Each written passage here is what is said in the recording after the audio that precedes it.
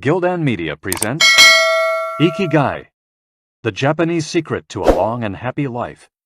Written by Hector Garcia and Francesc Miralles. Translated by Heather Cleary. Read by Walter Dixon. Prologue. Ikigai, a mysterious word. This audiobook first came into being on a rainy night in Tokyo, when its authors sat down together for the first time in one of the city's tiny bars. We had each read each other's work, but had never met, thanks to the thousands of miles that separate Barcelona from the capital of Japan. Then a mutual acquaintance put us in touch, launching a friendship that led to this project and seems destined to last a lifetime. The next time we got together, a year later, we strolled through a park in downtown Tokyo and ended up talking about trends in Western psychology, specifically logotherapy, which helps people find their purpose in life. We remarked that Viktor Frankl's logotherapy had gone out of fashion among practicing therapists, who favored other schools of psychology, though people still search for meaning in what they do and how they live. We ask ourselves things like, what is the meaning of my life? Is the point just to live longer, or should I seek a higher purpose? Why do some people know what they want and have a passion for life, while others languish in confusion? At some point in our conversation, the mysterious word Ikigai came up. This Japanese concept, which translates roughly as the happiness of always being busy, is like logotherapy, but it goes a step beyond. It also seems to be one way of explaining the extraordinary longevity of the Japanese, especially on the island of Okinawa, where there are 24.55 people over the age of 100 for every 100,000 inhabitants, far more than the global average. Those who study why the inhabitants of this island in the south of Japan live longer than people anywhere else in the world believe that one of the keys, in addition to a healthful diet, a simple life in the outdoors, green tea, and the subtropical climate — its average temperature is like that of Hawaii — is the Ikigai that shapes their lives. While researching this concept, we discovered that not a single book in the fields of psychology or personal development is dedicated to bringing this philosophy to the West. Is Ikigai the reason there are more centenarians in Okinawa than anywhere else? How does it inspire people to stay active until the very end? What is the secret to a long and happy life? As we explored the matter further, we discovered that one place in particular, Ogimi, a rural town on the north end of the island with a population of 3,000, boasts the highest life expectancy in the world, a fact that has earned it the nickname of the Village of Longevity. Okinawa is where most of Japan's shikuwasa, a lime-like fruit that packs an extraordinary antioxidant punch, comes from. Could that be Ogimi's secret to long life? Or is it the purity of the water used to brew its moringa tea? We decided to go study the secrets of the Japanese centenarians in person. After a year of preliminary research, we arrived in the village, where residents speak an ancient dialect and practice an animist religion that features long-haired forest sprites called bunagaya, with our cameras and recording devices in hand. As soon as we arrived, we could sense the incredible friendliness of its residents, who laughed and joked incessantly amid lush green hills fed by crystalline waters. As we conducted our interviews with the eldest residents of the town, we realized that something far more powerful than just these natural resources was at work. An uncommon joy flows from its inhabitants and guides them through the long and pleasurable journey of their lives. Again, the mysterious Ikigai. But what is it exactly? How do you get it?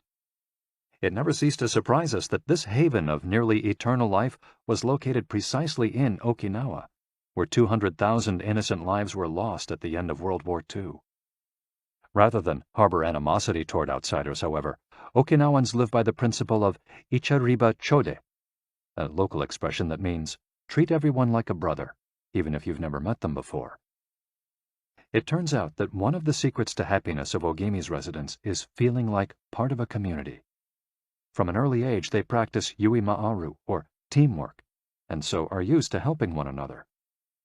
Nurturing friendships, eating light, getting enough rest, and doing regular, moderate exercise are all part of the equation of good health. But at the heart of the joie de vivre that inspires these centenarians to keep celebrating birthdays and cherishing each new day is their Ikigai. The purpose of this audiobook is to bring the secrets of Japan's centenarians to you and give you the tools to find your own Ikigai.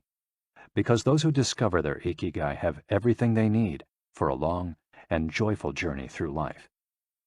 Happy travels. Hector Garcia and Francesc Miralles. Chapter 1.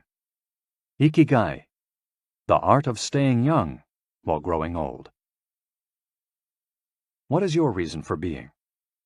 According to the Japanese, everyone has an Ikigai, what a French philosopher might call a raison d'etre. Some people have found their Ikigai, while others are still looking, though they carry it within them. Our Ikigai is hidden deep inside each of us, and finding it requires a patient search. According to those born on Okinawa, the island with the most centenarians in the world, our Ikigai is the reason we get up in the morning. Ikigai can be described as the common ground you find between what you're good at, what you love, what the world needs, and what you can be paid for. Whatever you do, don't retire. Having a clearly defined Ikigai brings satisfaction, happiness, and meaning to our lives. The purpose of this audiobook is to help you find yours, and to share insights from Japanese philosophy on the lasting health of body, mind, and spirit. One surprising thing you notice living in Japan is how active people remain after they retire. In fact, many Japanese people never really retire. They keep doing what they love for as long as their health allows. There is, in fact, no word in Japanese that means retire in the sense of leaving the workforce for good, as in English. According to Dan Buettner, a National Geographic reporter who knows the country well, having a purpose in life is so important in Japanese culture that our idea of retirement simply doesn't exist there. The island of almost eternal youth. Certain longevity studies suggest that a strong sense of community and a clearly defined Ikigai are just as important as the famously healthful Japanese diet, perhaps even more so. Recent medical studies of centenarians from Okinawa and other so-called blue zones, the geographic regions where people live longest, provide a number of interesting facts about these extraordinary human beings. Not only do they live much longer than the rest of the world's population, they also suffer from fewer chronic illnesses, such as cancer and heart disease. Inflammatory disorders are also less common. Many of these centenarians enjoy enviable levels of vitality and health that would be unthinkable for people of advanced age elsewhere. Their blood tests reveal fewer free radicals, which are responsible for cellular aging, as a result of drinking tea and eating until their stomachs are only 80% full. Women experience more moderate symptoms during menopause, and both men and women maintain higher levels of sexual hormones until much later in life. The rate of dementia is well below the global average.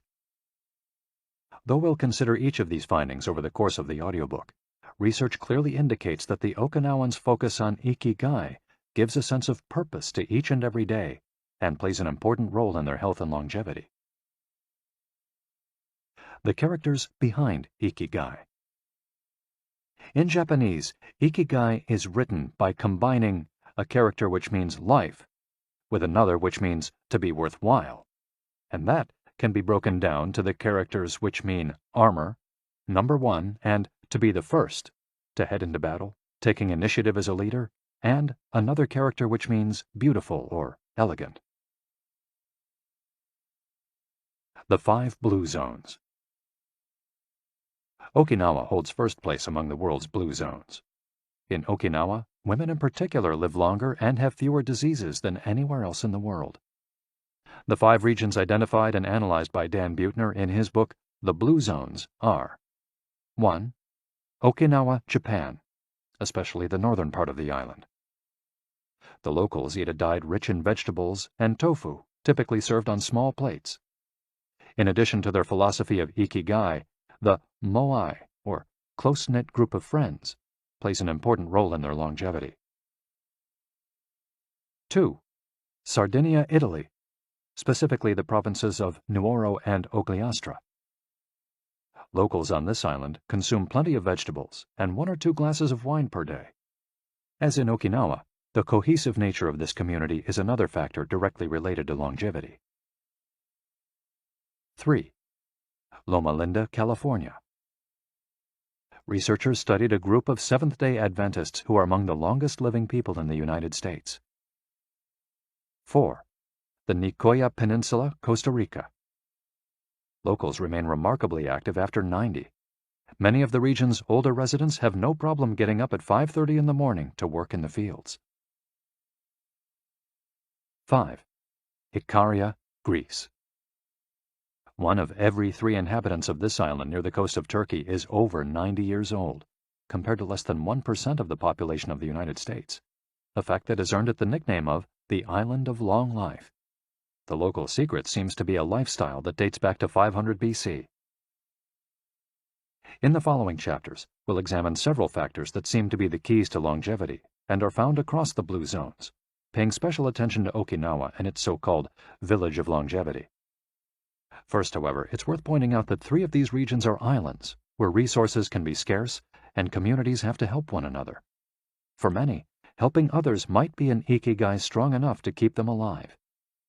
According to scientists who have studied the 5 blue zones, the keys to longevity are diet, exercise, finding a purpose in life, an ikigai, and forming strong social ties, that is, having a broad circle of friends and good family relations. Members of these communities manage their time well in order to reduce stress, consume little meat or processed foods, and drink alcohol in moderation. They don't do strenuous exercise, but they do move every day, taking walks and working in their vegetable gardens. People in the blue zones would rather walk than drive. Gardening, which involves daily, low-intensity movement, is a practice almost all of them have in common. The 80% secret. One of the most common sayings in Japan is harahachi-bu, which is repeated before or after eating and means something like, fill your belly to 80%. Ancient wisdom advises against eating until we are full. This is why Okinawans stop eating when they feel their stomachs reach 80% of their capacity, rather than overeating and wearing down their bodies with long digestive processes that accelerate cellular oxidation. Of course, there's no way to know objectively if your stomach is at 80% capacity. The lesson to learn from this saying is that we should stop eating when we're starting to feel full. The extra side dish, the snack we eat when we know in our hearts we don't really need it, the apple pie after lunch, all these will give us pleasure in the short term, but not having them will make us happier in the long term. The way food is served is also important. By presenting their meals on many small plates, the Japanese tend to eat less. A typical meal in a restaurant in Japan is served in 5 plates on a tray, 4 of them very small, and the main dish slightly bigger.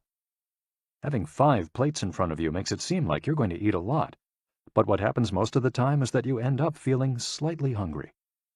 This is one of the reasons why Westerners in Japan typically lose weight and stay trim.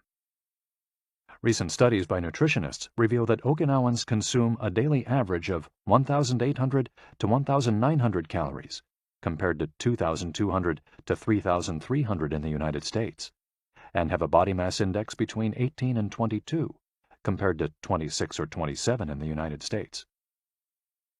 The Okinawan diet is rich in tofu, sweet potatoes, fish 3 times per week, and vegetables, roughly 11 ounces per day.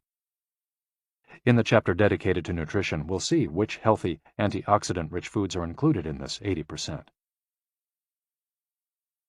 Moai, connected for life.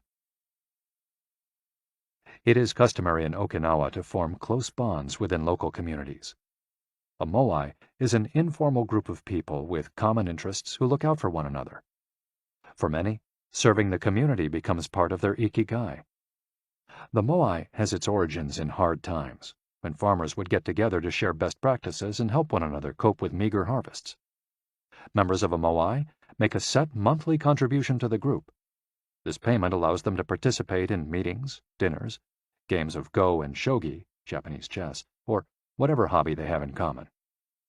The funds collected by the group are used for activities, but if there's money left over, one member, decided on a rotating basis, receives a set amount from the surplus.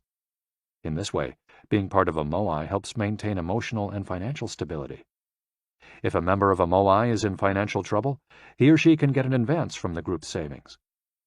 While the details of each moai's accounting practices vary according to the group and its economic means, the feeling of belonging and support gives the individual a sense of security and helps increase life expectancy. Following this brief introduction to the topics covered in this audiobook, we look at a few causes of premature aging in modern life, and then explore different factors related to Ikigai. Chapter 2. Anti-Aging Secrets. Little things that add up to a long and happy life. Aging's escape velocity and the rabbit. Imagine a sign far off in the future with a number on it that represents the age of your death. Every year that you live, you advance closer to the sign. When you reach the sign, you die. Now, imagine a rabbit holding the sign and walking to the future. Every year that you live, the rabbit is half a year as far away. After a while, you will reach the rabbit and die. But what if the rabbit could walk at a pace of 1 year for every year of your life? You would never be able to catch the rabbit, and therefore you would never die. The speed at which the rabbit walks to the future is our technology. The more we advance technology and knowledge of our bodies, the faster we can make the rabbit walk. Aging's escape velocity is the moment at which the rabbit walks at a pace of 1 year per year or faster, and we become immortal. Aging's escape velocity. For more than a century, we've managed to add an average of 0.3 years to our life expectancy every year. But what would happen if we had the technology to add a year of life expectancy every year? In theory, we would achieve biological immortality, having reached aging's escape velocity. Researchers with an eye to the future, such as Ray Kurzweil and Aubrey de Grey, claim that we'll reach this escape velocity in a matter of decades. Other scientists are less optimistic, predicting that we'll reach a limit, a maximum age we won't be able to surpass no matter how much technology we have. For example, some biologists assert that our cells stop regenerating after about 120 years. Active mind, youthful body. There is much wisdom in the classic saying, mens sana in corpore sano, a sound mind in a sound body. It reminds us that both mind and body are important, and that the health of one is connected to that of the other. It's been shown that maintaining an active, adaptable mind is one of the key factors in staying young. Having a youthful mind also drives you toward a healthy lifestyle that will slow the aging process. Just as a lack of physical exercise has negative effects on our bodies and mood, a lack of mental exercise is bad for us because it causes our neurons and neural connections to deteriorate, and as a result, reduces our ability to react to our surroundings. This is why it's so important to give your brain a workout. One pioneer in advocating for mental exercise is the Israeli neuroscientist Shlomo Bresnitz, who argues that the brain needs a lot of stimulation in order to stay in shape.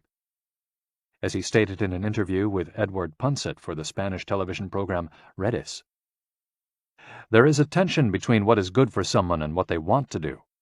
This is because people, especially older people, like to do things as they've always done them. The problem is that when the brain develops ingrained habits, it doesn't need to think anymore. Things get done quickly and efficiently on automatic pilot, often in a very advantageous way. This creates a tendency to stick to routines, and the only way of breaking these is to confront the brain with new information. Presented with new information, the brain creates new connections and is revitalized. This is why it's so important to expose yourself to change, even if stepping outside your comfort zone means feeling a bit of anxiety. The effects of mental training have been scientifically demonstrated. According to Collins Hemingway and Shlomo Bresnitz in their book Maximum Brain Power, Challenging the Brain for Health and Wisdom, mental training is beneficial on many levels. You begin exercising your brain by doing a certain task for the first time, he writes, and at first it seems very difficult, but as you learn how to do it, the training is already working. The second time you realize that it's easier, not harder to do because you're getting better at it. This has a fantastic effect on a person's mood. In and of itself, it's a transformation that affects not only the results obtained, but also his or her self-image. This description of a mental workout might sound a bit formal, but simply interacting with others, playing a game, for example, offers new stimuli and helps prevent the depression that can come with solitude. Our neurons start to age while we're still in our 20s. This process is slowed, however, by intellectual activity, curiosity, and a desire to learn. Dealing with new situations, learning something new every day, playing games, and interacting with other people seem to be essential for anti-aging strategies for the mind. Furthermore, a more positive outlook in this regard will yield greater mental benefits. Stress, accused of killing longevity. Many people seem older than they are. Research into the causes of premature aging has shown that stress has a lot to do with it, because the body wears down much faster during periods of crisis. The American Institute of Stress investigated this degenerative process and concluded that most health problems are caused by stress. Researchers at the Heidelberg University Hospital conducted a study in which they subjected a young doctor to a job interview, which they made even more stressful by forcing him to solve complex math problems for 30 minutes. Afterward, they took a blood sample. What they discovered was that his antibodies had reacted to stress the same way they react to pathogens, activating the proteins that trigger an immune response. The problem is that this response not only neutralizes harmful agents, it also damages healthy cells, leading them to age prematurely. The University of California conducted a similar study, taking data and samples from 39 women who had high levels of stress due to the illness of one of their children, and comparing them to samples from women with healthy children and low levels of stress. They found that stress promotes cellular aging by weakening cell structures known as telomeres, which affect cellular regeneration and how our cells age. As the study revealed, the greater the stress, the greater the degenerative effects on cells. How does stress work? These days, people live at a frantic pace and in a nearly constant state of competition. At this fever pitch, stress is a natural response to the information being received by the body as potentially dangerous or problematic. Theoretically, this is a useful reaction, as it helps us survive in hostile surroundings. Over the course of our evolution, we have used this response to deal with difficult situations and to flee from predators. The alarm that goes off in our head makes our neurons activate the pituitary gland, which produces hormones that release corticotropin, which in turn circulates through the body via the sympathetic nervous system. The adrenal gland is then triggered to release adrenaline and cortisol. Adrenaline raises our respiratory rate and pulse and prepares our muscles for action, getting the body ready to react to perceived danger, while cortisol increases the release of dopamine and blood glucose, which is what gets us charged up and allows us to face challenges. These processes are, in moderation, beneficial. They help us overcome challenges in our daily lives. Nonetheless, the stress to which human beings are subjected today is clearly harmful. Compare the lives of cave dwellers with modern humans. Cave dwellers were relaxed most of the time. Modern humans work most of the time and are alert to any and all threats. Cave dwellers felt stress only in very specific situations. Modern humans are online or waiting for notifications from their cell phones 24 hours a day. To cave dwellers, the threats were real. A predator could end their lives at any moment. For modern humans, the brain associates the ping of a cell phone or an email notification with the threat of a predator. For cave dwellers, high doses of cortisol and adrenaline at moments of danger kept the body healthy. In modern humans, low doses of cortisol flow constantly through the body, with implications for a range of health problems, including adrenal fatigue and chronic fatigue syndrome. Stress has a degenerative effect over time. A sustained state of emergency affects the neurons associated with memory, as well as inhibiting the release of certain hormones, the absence of which can cause depression. Its secondary effects include irritability, insomnia, anxiety, and high blood pressure. As such, though challenges are good for keeping mind and body active, we should adjust our high-stress lifestyles in order to avoid the premature aging of our bodies. Be mindful about reducing stress. Whether or not the threats we perceive are real, stress is an easily identifiable condition that not only causes anxiety, but is also highly psychosomatic, affecting everything from our digestive system to our skin. This is why prevention is so important in avoiding the toll that stress takes on us, and why many experts recommend practicing mindfulness. The central premise of this stress reduction method is focusing on the self, noticing our responses, even if they are conditioned by habit, in order to be fully conscious of them. In this way, we connect with the here and now and limit thoughts that tend to spiral out of control. We have to learn to turn off the autopilot that's steering us in an endless loop. We all know people who snack while talking on the phone or watching the news. You ask them if the omelet they just ate had an onion in it, and they can't tell you, says Roberto Alcibar, who abandoned his fast-paced life to become a certified instructor of mindfulness after an illness threw him into a period of acute stress. One way to reach such a state of mindfulness is through meditation, which helps filter the information that reaches us from the outside world. It can also be achieved through breathing exercises, yoga, and body scans. Achieving mindfulness involves a gradual process of training, but with a bit of practice, we can learn to focus our mind completely, which reduces stress and helps us live longer. A little stress is good for you. While sustained, intense stress is a known enemy of longevity and both mental and physical health, low levels of stress have been shown to be beneficial. After observing a group of test subjects for more than 20 years, Dr. Howard S. Friedman, a psychology professor at the University of California, Riverside, discovered that people who maintained a low level of stress, who faced challenges and put their heart and soul into their work in order to succeed, lived longer than those who chose a more relaxed lifestyle and retired earlier. From this, he concluded that a small dose of stress is a positive thing, as those who live with low levels of stress tend to develop healthier habits, smoke less, and drink less alcohol. Given this, it's not surprising that many of the super centenarians, people who live to be 110 or more, whom you'll meet in this audiobook, talk about having lived intense lives and working well into old age. A lot of sitting will age you. In the Western world in particular, the rise in sedentary behavior has led to numerous diseases, such as hypertension and obesity, which in turn affect longevity. Spending too much time seated at work or at home not only reduces muscular and respiratory fitness, but also increases appetite and curbs the desire to participate in activities. Being sedentary can lead to hypertension, imbalanced eating, cardiovascular disease, osteoporosis, and even certain kinds of cancer. Recent studies have shown a connection between a lack of physical activity and the progressive distortion of telomeres in the immune system, which ages those cells, and in turn, the organism as a whole. This is a problem at all life stages, not only among adults.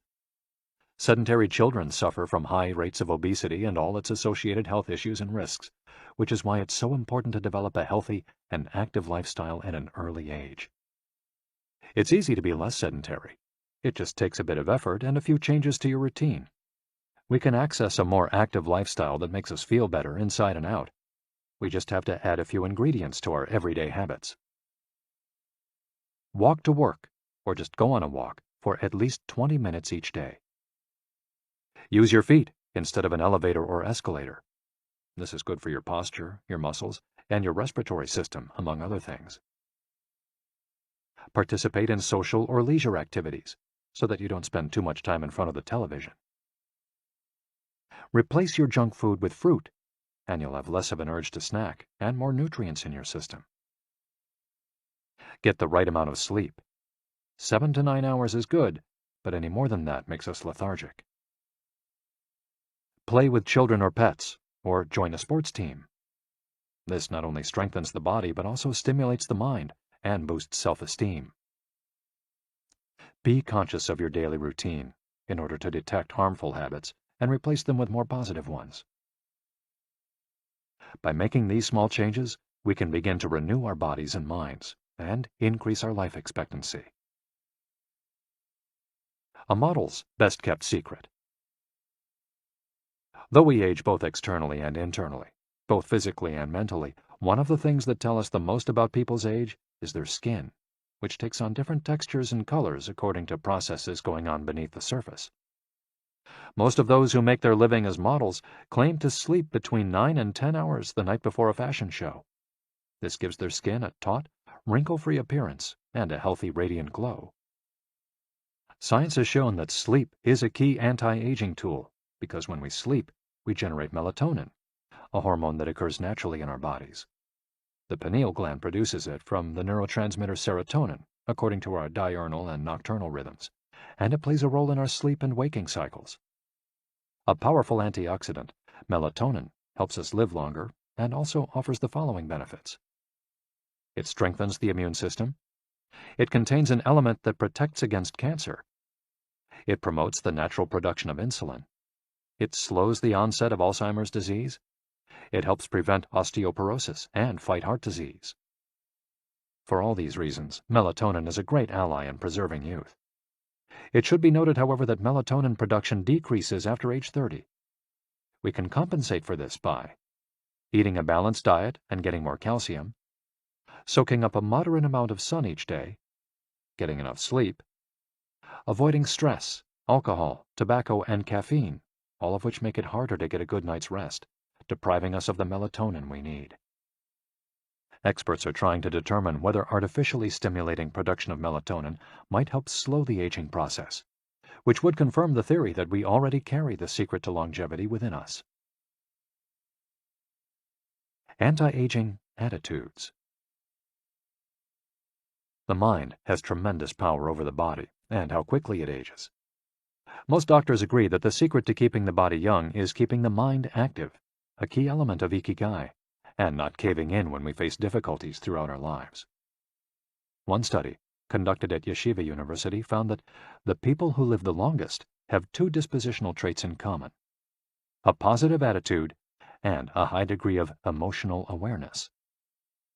In other words, those who face challenges with a positive outlook and are able to manage their emotions are already well on their way toward longevity. A stoic attitude, serenity in the face of a setback, can also help keep you young, as it lowers anxiety and stress levels and stabilizes behavior. This can be seen in the greater life expectancies of certain cultures with unhurried, deliberate lifestyles. Many centenarians and supercentenarians have similar profiles. They've had full lives that were difficult at times, but they knew how to approach these challenges with a positive attitude and not be overwhelmed by the obstacles they faced.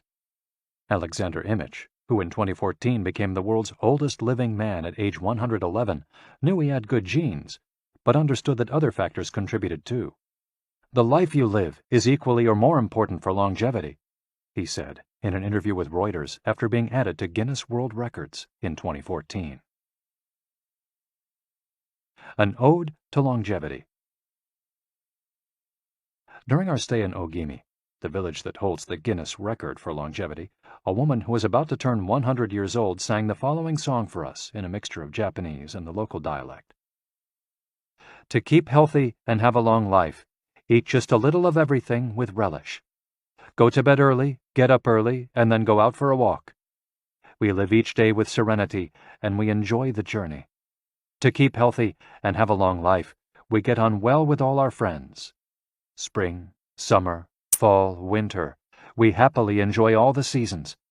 The secret is not to get distracted by how old the fingers are, from the fingers to the head and back once again. If you keep moving with your fingers working, 100 years will come to you." We can now use our fingers to play the next chapter, where we'll look at the close relationship between longevity and discovering our life's mission. Chapter 3. From LogoTherapy to Ikigai. How to live longer and better by finding your purpose. What is logotherapy?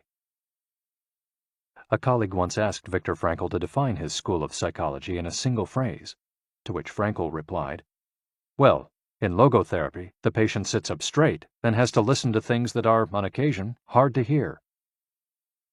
The colleague had just described psychoanalysis to him in the following terms. "In psychoanalysis, the patient lies down on a couch and tells you things that are, on occasion, hard to say." Frankl explains that one of the first questions he would ask his patients was, "Why do you not commit suicide?" Usually the patient found good reasons not to and was able to carry on. What then does logotherapy do? The answer is pretty clear. It helps you find reasons to live. Logotherapy pushes patients to consciously discover their life's purpose in order to confront their neuroses. Their quest to fulfill their destiny then motivates them to press forward, breaking the mental chains of the past and overcoming whatever obstacles they encounter along the way. Something to live for. A study conducted by Frankl in his Vienna clinic found that among both patients and personnel, around 80% believed that human beings needed a reason for living, and around 60% felt they had someone or something in their lives worth dying for. The search for meaning. The search for purpose became a personal driving force that allowed Frankl to achieve his goals. The process of logotherapy can be summarized in these 5 steps. 1. A person feels empty, frustrated, or anxious. 2. The therapist shows him that what he is feeling is the desire to have a meaningful life. 3. The patient discovers his life's purpose at that particular point in time.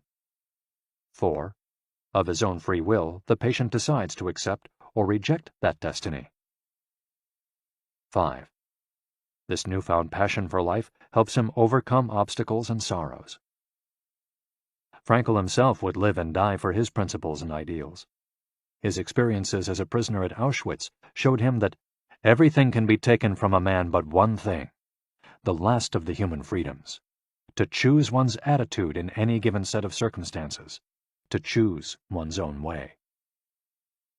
It was something he had to go through alone, without any help, and it inspired him for the rest of his life. 10 differences between psychoanalysis and logotherapy. Psychoanalysis: the patient reclines on a couch like a patient. Logotherapy: the patient sits facing the therapist, who guides him or her without passing judgment. Psychoanalysis is retrospective, it looks to the past.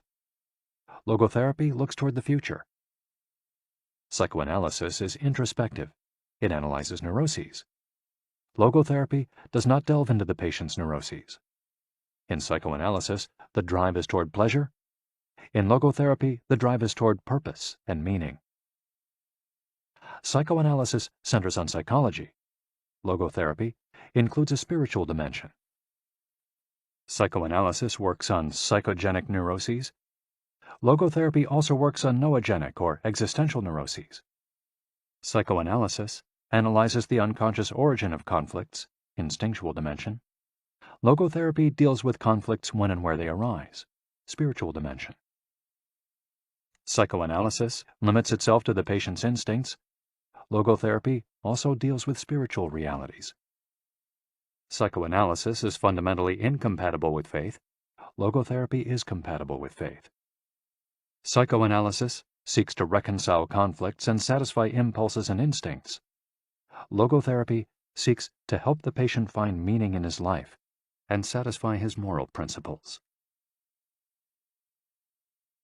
Fight for yourself. Existential frustration arises when our life is without purpose or when that purpose is skewed. In Frankl's view, however, there's no need to see this frustration as an anomaly or a symptom of neurosis. Instead, it can be a positive thing, a catalyst for change. Logotherapy does not see this frustration as mental illness, the way other forms of therapy do, but rather as spiritual anguish, a natural and beneficial phenomenon that drives those who suffer from it to seek a cure, whether on their own or with the help of others, and in so doing, find greater satisfaction in life. It helps them change their own destiny. Logotherapy enters the picture if a person needs help doing this, if he needs guidance in discovering his life's purpose, and later in overcoming conflict so he can keep moving towards his objective. In Man's Search for Meaning, Frankl cites one of Nietzsche's famous aphorisms: "He who has a why to live can bear with almost any how." Based on his own experience, Frankl believed that our health depends on that natural tension that comes from comparing what we've accomplished so far with what we'd like to achieve in the future. What we need, then, is not a peaceful existence, but a challenge we can strive to meet by applying all the skills at our disposal. Existential crisis, on the other hand, is typical of modern societies in which people do what they're told to do or what others do, rather than what they want to do. They often try to fill the gap between what is expected of them and what they want for themselves with economic power or physical pleasure, or by numbing their senses. It can even lead to suicide. Sunday neurosis, for example, is what happens when, without the obligations and commitments of the work week, the individual realizes how empty he is inside. He has to find a solution. Above all, he has to find his purpose, his reason for getting out of bed, his Ikigai. I feel empty inside. In a study conducted at the Vienna Polyclinic Hospital, Frankel's team found that 55% of the patients they interviewed were experiencing some degree of existential crisis. According to LogoTherapy, discovering one's purpose in life helps an individual fill that existential void. Frankel, a man who faced his problems and turned his objectives into actions, could look back on his life in peace as he grew old. He did not have to envy those still enjoying their youth, because he had amassed a broad set of experiences that showed he had lived for something. Better living through logotherapy. A few key ideas. We don't create the meaning of our life, as Sartre claimed. We discover it. We each have a unique reason for being, which can be adjusted or transformed many times over the years. Just as worry often brings about precisely the thing that was feared, excessive attention to a desire, or hyperintention, can keep that desire from being fulfilled. Humor can help break negative cycles and reduce anxiety. We all have the capacity to do noble or terrible things. The side of the equation we end up on depends on our decisions, not on the condition in which we find ourselves. In the following case studies, we'll look at 4 cases from Frankel's own practice in order to better understand the search for meaning and purpose. Case study: Viktor Frankl. In German concentration camps, as in those that would later be built in Japan and Korea, psychiatrists confirmed that the prisoners with the greatest chance of survival were those who had things they wanted to accomplish outside the camp, those who felt a strong need to get out of there alive. This was true of Frankl, who, after being released and successfully developing the school of logotherapy, realized he had been the first patient of his own practice. Frankl had a goal to achieve, and it made him persevere. He arrived at Auschwitz carrying a manuscript that contained all the theories and research he compiled over the course of his career, ready for publication. When it was confiscated, he felt compelled to write it all over again. And that need drove him, and gave his life meaning amid the constant horror and doubt of the concentration camp. So much so that over the years, and especially when he fell ill with typhus, he would jot down fragments and key words from the lost work on any scrap of paper he found. Case study: The American Diplomat. An important North American diplomat went to Frankl to pick up where he left off with a course of treatment he had started 5 years earlier in the United States. When Frankl asked him why he had started therapy in the first place, the diplomat answered that he hated his job and his country's international policies, which he had to follow and enforce. His American psychoanalyst, whom he had been seeing for years, insisted he make peace with his father so that his government and his job, both representations of the paternal figure, would seem less disagreeable. Frankl, however, showed him in just a few sessions that his frustration was due to the fact that he wanted to pursue a different career, and the diplomat concluded his treatment with that idea in mind. 5 years later, the former diplomat informed Frankl that he had been working during that time in a different profession, and that he was happy. In Frankl's view, the man not only didn't need all those years of psychoanalysis, he also couldn't even really be considered a patient in need of therapy. He was simply someone in search of a new life's purpose. As soon as he found it, his life took on deeper meaning. Case study: The Suicidal Mother. The mother of a boy who had died at age 11 was admitted to Frankl's clinic after she tried to kill herself and her other son. It was this other son, paralyzed since birth, who kept her from carrying out her plan. He did believe his life had a purpose, and if his mother killed them both, it would keep him from achieving his goals. The woman shared her story in a group session. To help her, Frankel asked another woman to imagine a hypothetical situation in which she lay on her deathbed, old and wealthy, but childless. The woman insisted that, in that case, she would have felt her life had been a failure. When the suicidal mother was asked to perform the same exercise, imagining herself on her deathbed, she looked back and realized that she had done everything in her power for her children, for both of them. She had given her paralyzed son a good life, and he had turned into a kind, reasonably happy person. To this she added, crying, "As for myself, I can look back peacefully on my life, for I can say my life was full of meaning, and I have tried hard to live it fully. I have done my best. I have done my best for my son. My life was no failure." In this way, by imagining herself on her deathbed and looking back, the suicidal mother found the meaning that, though she was not aware of it, her life already had. Case study: The grief-stricken doctor. An elderly doctor, unable to overcome the deep depression into which he'd fallen after the death of his wife 2 years earlier, went to Frankel for help. Instead of giving him advice or analyzing his condition, Frankel asked him what would have happened if he had been the one who died first. The doctor, horrified, answered that it would have been terrible for his poor wife, that she would have suffered tremendously. To which Frankel responded, "You see, doctor, you've spared her all that suffering, but the price you have to pay for this is to survive and mourn her." The doctor didn't say another word. He left Frankel's office in peace after taking the therapist's hand in his own. He was able to tolerate the pain in place of his beloved wife. His life had been given a purpose. Morita therapy. In the same decade that logotherapy came into being, a few years earlier in fact, Shoma Morita created his own purpose-centered therapy in Japan. It proved to be effective in the treatment of neurosis, obsessive-compulsive disorder, and post-traumatic stress. In addition to being a psychotherapist, Shoma Morita was a Zen Buddhist, and his therapy left a lasting spiritual mark on Japan. Many Western forms of therapy focus on controlling or modifying the patient's emotions. In the West, we tend to believe that what we think influences how we feel, which in turn influences how we act.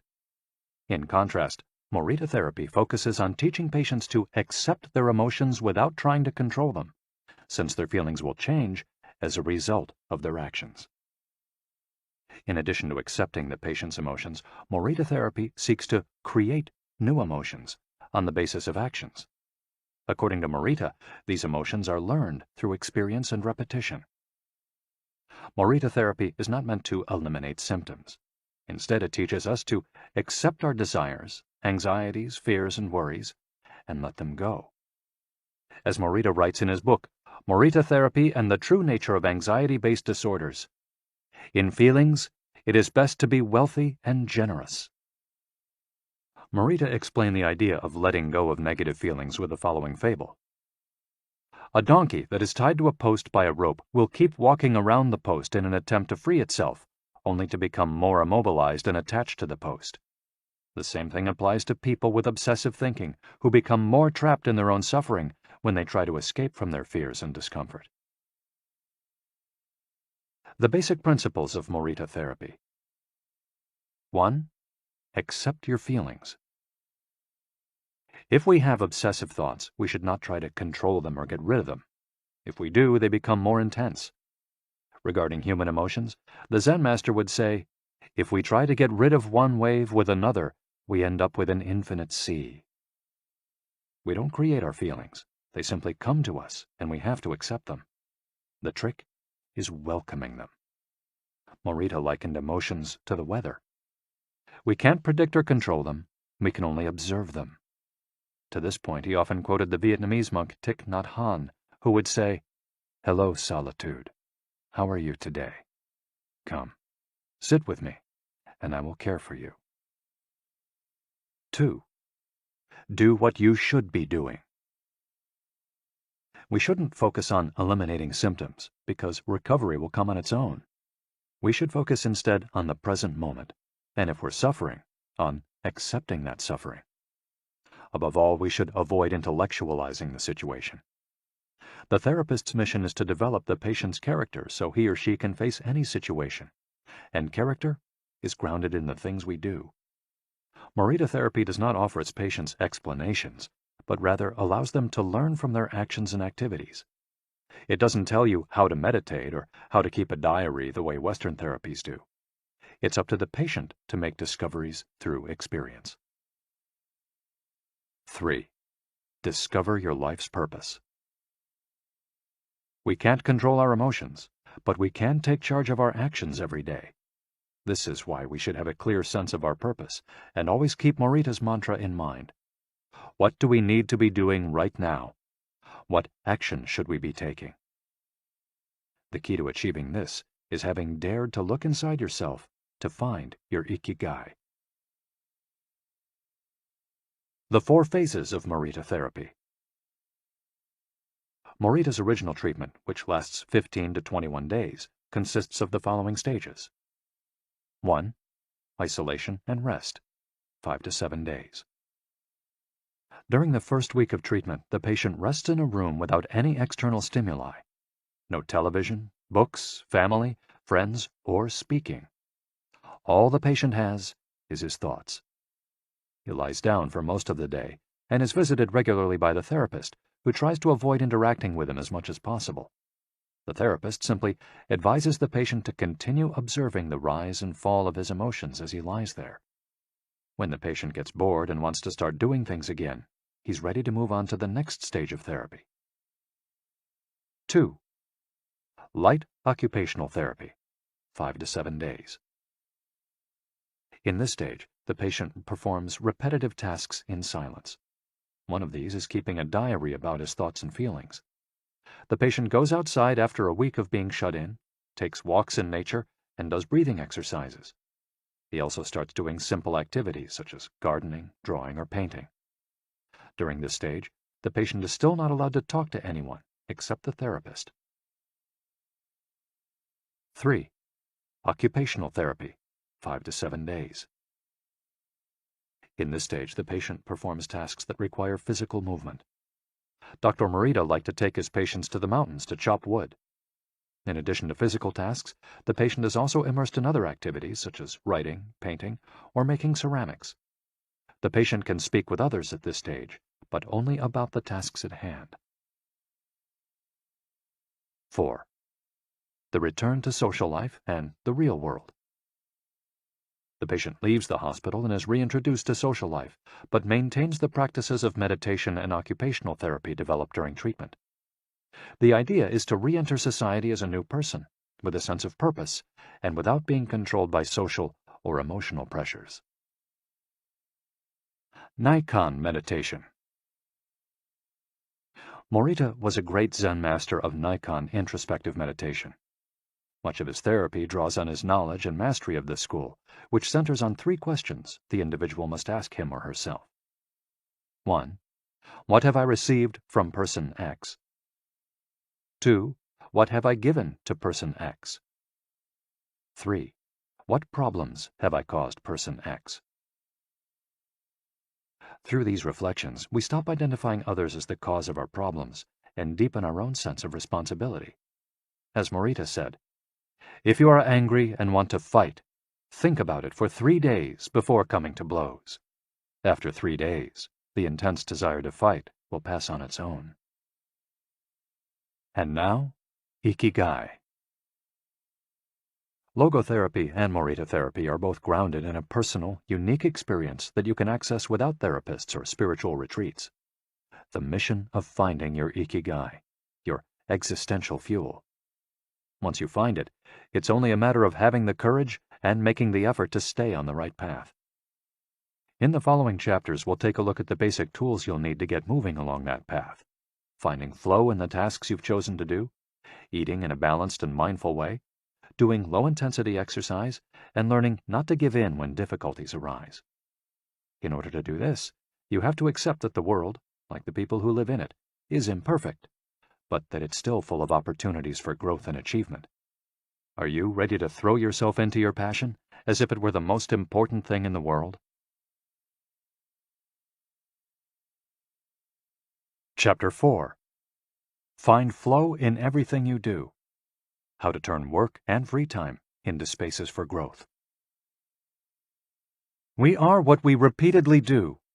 Excellence, then, is not an act, but a habit. Aristotle. Going with the flow. Imagine you're skiing down one of your favorite slopes.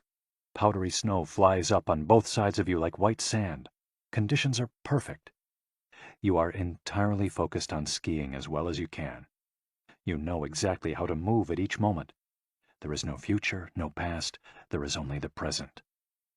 You feel the snow, your skis, your body, and your consciousness united as a single entity. You are completely immersed in the experience, not thinking about or distracted by anything else. Your ego dissolves, and you become part of what you're doing. This is the kind of experience Bruce Lee described with his famous, "Be water, my friend." We've all felt our sense of time vanish when we lose ourselves in an activity we enjoy. We start cooking, and before we know it, several hours have passed. We spend an afternoon with a book and forget about the world going by until we notice the sunset and realize we haven't eaten dinner. We go surfing and don't realize how many hours we've spent in the water until the next day, when our muscles ache. The opposite can also happen. When we have to complete a task we don't want to do, every minute feels like a lifetime, and we can't stop looking at our watch. As the quip attributed to Einstein goes, "Put your hand on a hot stove for a minute, and it seems like an hour. Sit with a pretty girl for an hour, and it seems like a minute." That is relativity. The funny thing is that someone else might really enjoy the same task, but we want to finish as quickly as possible. What makes us enjoy doing something so much that we forget about whatever worries we might have while we do it? When are we happiest? These questions can help us discover our Ikigai. The power of flow. These questions are also at the heart of psychologist Mihaly Csikszentmihalyi's research into the experience of being completely immersed in what we're doing. Csikszentmihalyi called this state flow and described it as the pleasure, delight, creativity, and process when we are completely immersed in life. There is no magic recipe for finding happiness, for living according to your Ikigai, but one key ingredient is the ability to reach this state of flow, and, through this state, have an optimal experience. In order to achieve this optimal experience, we have to focus on increasing the time we spend on activities that bring us to this state of flow, rather than allowing ourselves to get caught up in activities that offer immediate pleasure, like eating too much, abusing drugs or alcohol, or stuffing ourselves with chocolate in front of the TV. As Csikszentmihalyi asserts in his book, Flow, The Psychology of Optimal Experience, flow is the state in which people are so involved in an activity that nothing else seems to matter. The experience itself is so enjoyable that people will do it, even at great cost, for the sheer sake of doing it. It's not only creative professionals who require the high doses of concentration that promote flow. Most athletes, chess players, and engineers also spend much of their time on activities that bring them to this state.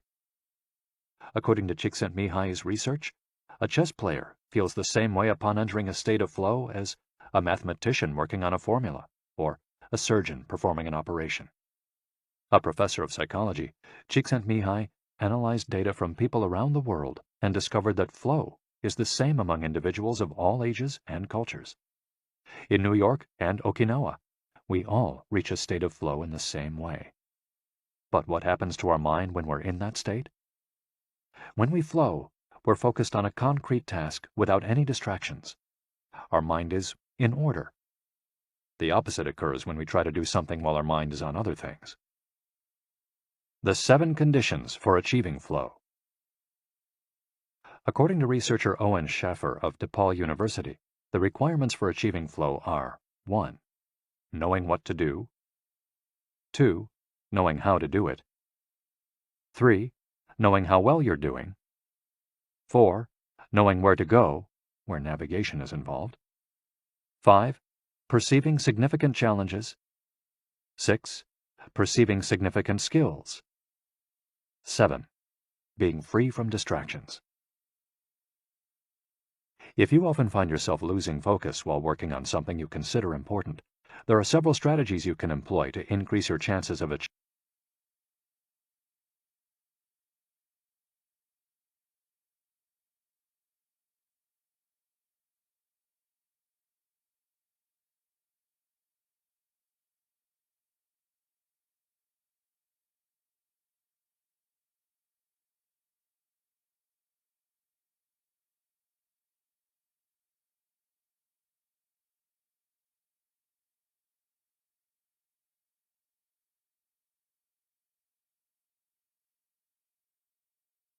Strategy number 1. Choose a difficult task, but not too difficult. Schaffer's model encourages us to take on tasks that we have a chance of completing, but that are slightly outside our comfort zone. Every task, sport or job, has a set of rules, and we need a set of skills to follow them. If the rules for completing a task or achieving a purpose are too basic relative to our skill set, we'll likely get bored. Activities that are too easy lead to apathy. If, on the other hand, we assign ourselves to a task that is too difficult, we won't have the skills to complete it and will almost certainly give up and feel frustrated to boot. The ideal is to find a middle path, something aligned with our abilities but just a bit of a stretch, so we experience it as a challenge.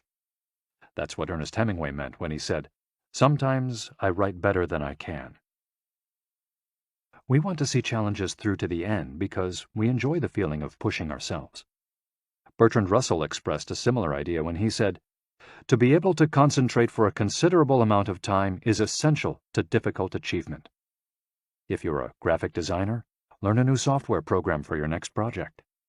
If you're a programmer, use a new programming language. If you're a dancer, try to incorporate into your next routine a movement that has seemed impossible for years. Add a little something extra, something that takes you out of your comfort zone. Even doing something as simple as reading means following certain rules, having certain abilities and knowledge. If we set out to read a book on quantum mechanics for specialists in physics without being specialists in physics ourselves, we'll probably give up after a few minutes. On the other end of the spectrum, if we already know everything a book has to tell us, we'll get bored right away. However, if the book is appropriate to our knowledge and abilities and builds on what we already know, we'll immerse ourselves in our reading, and time will flow. This pleasure and satisfaction are evidence that we are in tune with our Ikigai. In summary, easy tasks lead to boredom, challenging tasks lead to flow, tasks beyond our abilities lead to anxiety. Strategy 2. Have a clear, concrete objective. Video games, played in moderation, board games, and sports are great ways to achieve flow because the objective tends to be very clear. Beat your rival or your own record while following a set of explicitly defined rules. Unfortunately, the objective isn't quite as clear in most situations. According to a study by Boston Consulting Group, when asked about their bosses, the #1 complaint of employees at multinational corporations is that they don't communicate the team's mission clearly, and that as a result, the employees don't know what their objectives are. What often happens, especially in big companies, is that the executives get lost in the details of obsessive planning, creating strategies to hide the fact that they don't have a clear objective. It's like heading out to sea with a map, but no destination. It's much more important to have a compass pointing to a concrete objective than to have a map. Joy Ito, director of the MIT Media Lab, encourages us to use the principle of compass over maps as a tool to navigate our world of uncertainty. In the book Whiplash, How to Survive Our Faster Future, he and Jeff Howe write, "In an increasingly unpredictable world moving ever more quickly, a detailed map may lead you deep into the woods at an unnecessarily high cost. A good compass, though, will always take you where you need to go. It doesn't mean that you should start your journey without any idea where you're going. What it does mean is understanding that while the path to your goal may not be straight, you'll finish faster and more efficiently than you would have if you had trudged along a pre-planned route." In business, the creative professions, and education alike, it's important to reflect on what we hope to achieve before starting to work, study, or make something. We should ask ourselves questions such as, what is my objective for today's session in the studio? How many words am I going to write today for the article coming out next month? What is my team's mission? How fast will I set the metronome tomorrow in order to play that sonata at an allegro tempo by the end of the week? Having a clear objective is important in achieving flow, but we also have to know how to leave it behind when we get down to business. Once the journey has begun, we should keep this objective in mind without obsessing over it. When Olympic athletes compete for a gold medal, they can't stop to think how pretty the medal is. They have to be present in the moment. They have to flow. If they lose focus for a second, thinking how proud they'll be to show the medal to their parents, they'll almost certainly commit an error at a critical moment and will not win the competition. One common example of this is writer's block. Imagine that a writer has to finish a novel in 3 months. The objective is clear. The problem is that the writer can't stop obsessing over it. Every day she wakes up thinking, I have to write that novel. And every day she sets about reading the newspaper and cleaning the house. Every evening she feels frustrated and promises she'll get to work the next day. Days, weeks, and months pass, and the writer still hasn't gotten anything down on the page, when all it would have taken was to sit down and get that first word out, then the second, to flow with the project, expressing her Ikigai. As soon as you take these first small steps, your anxiety will disappear and you'll achieve a pleasant flow in the activity you're doing. Getting back to Albert Einstein, a happy man is too satisfied with the present to dwell on the future. To summarize, a vague objective leads to confusion, time and energy wasted on meaningless tasks, and mental block. A clearly defined objective and a focus on process leads to flow. And obsessive desire to achieve a goal while ignoring process leads to a fixation on the objective rather than on getting down to business, and mental block. Strategy 3. Concentrate on a single task. This is perhaps one of the greatest obstacles we face today, with so much technology and so many distractions. We're listening to a video on YouTube while writing an email when suddenly a chat prompt pops up and we answer it. Then our smartphone vibrates in our pocket. Just as soon as we respond to that message, we're back at our computer logging onto Facebook. Pretty soon, 30 minutes have passed, and we've forgotten what the email we were writing was supposed to be about. This also happens sometimes when we put on a movie with dinner and don't realize how delicious the salmon was until we're taking the last bite. We often think that combining tasks will save us time, but scientific evidence shows that it has the opposite effect. Even those who claim to be good at multitasking are not very productive. In fact, they are some of the least productive people. Our brains can take in millions of bits of information, but we can only actually process a few dozen per second. When we say we're multitasking, what we're really doing is switching back and forth between tasks very quickly. Unfortunately, we're not computers adept at parallel processing. We end up spending all our energy alternating between tasks instead of focusing on doing one of them well. Concentrating on one thing at a time may be the single most important factor in achieving flow. According to Csikszentmihalyi, in order to focus on a task, we need 1. To be in a distraction-free environment, and 2. To have control over what we're doing at every moment. Technology is great if we're in control of it. It's not so great if it takes control of us.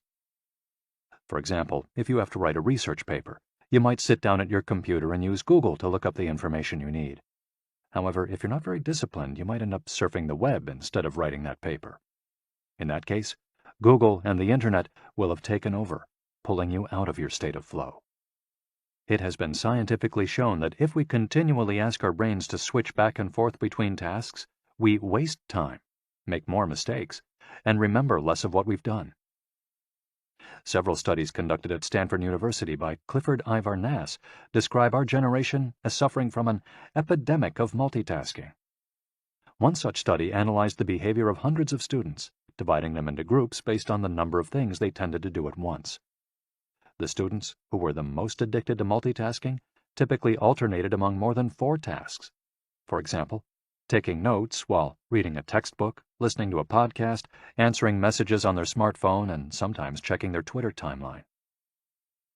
Each group of students was shown a screen with several red and several blue arrows. The objective of the exercise was to count the red arrows. At first, all the students answered correctly right away, without much trouble. As the number of blue arrows increased, the number of red arrows stayed the same, only their position changed, however. The students accustomed to multitasking had serious trouble counting the red arrows in the time allotted, or as quickly as the students who did not habitually multitask, for one very simple reason. They got distracted by the blue arrows. Their brains were trained to pay attention to every stimulus, regardless of its importance, while the brains of other students were trained to focus on a single task, in this case, counting the red arrows and ignoring the blue ones. Other studies indicate that working on several things at once lowers our productivity by at least 60% and our IQ by more than 10 points. One study funded by the Swedish Council for Working Life and Social Research found that a sample group of more than 4,000 young adults between the ages of 20 and 24 who were addicted to their smartphones got less sleep, felt less connected to their community at school, and were more likely to show signs of depression. In summary, concentrating on a single task makes achieving flow more likely, increases productivity, increases our power of retention, makes us less likely to make mistakes, helps us feel calm and in control of the task at hand, causes us to become more considerate as we pay full attention to those around us, and increases creativity. Multitasking makes achieving flow impossible, decreases productivity by 60%, though it doesn't seem to, makes it harder to remember things, makes us more likely to make mistakes, makes us feel stressed by the sensation that we're losing control, that our tasks are controlling us, causes us to hurt those around us through our addiction to stimuli, always checking our phones, always on social media, and reduces creativity. What can we do to avoid falling victim to this flow-impeding epidemic?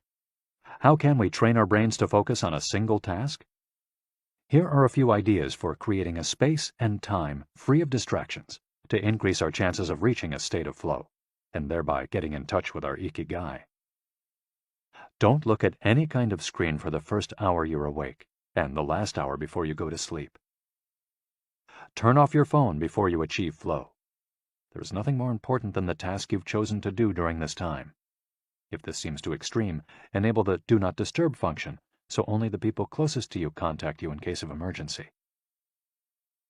Designate one day of the week, perhaps a Saturday or Sunday, a day of technical fasting, making exceptions for e-readers without Wi-Fi or MP3 players.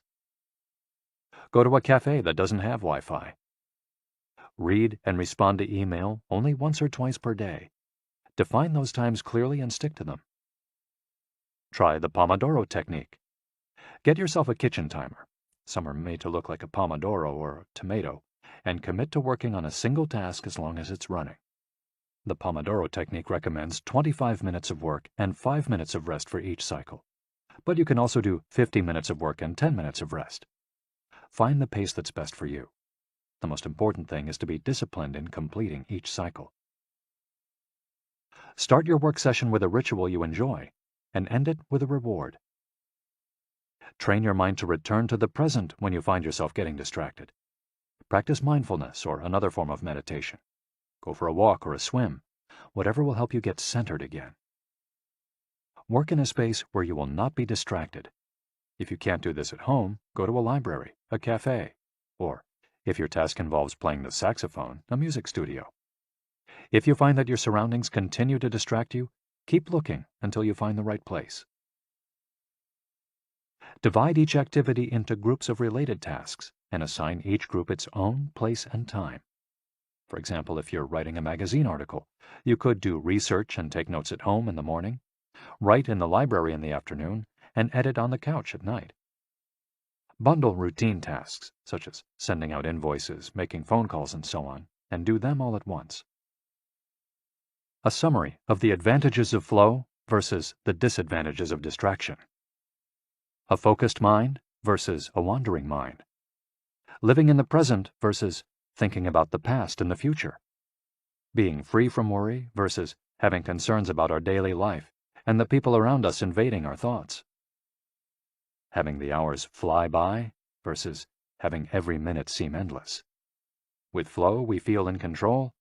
With distraction, We lose control and fail to complete the task at hand, or other tasks or people keep us from our work.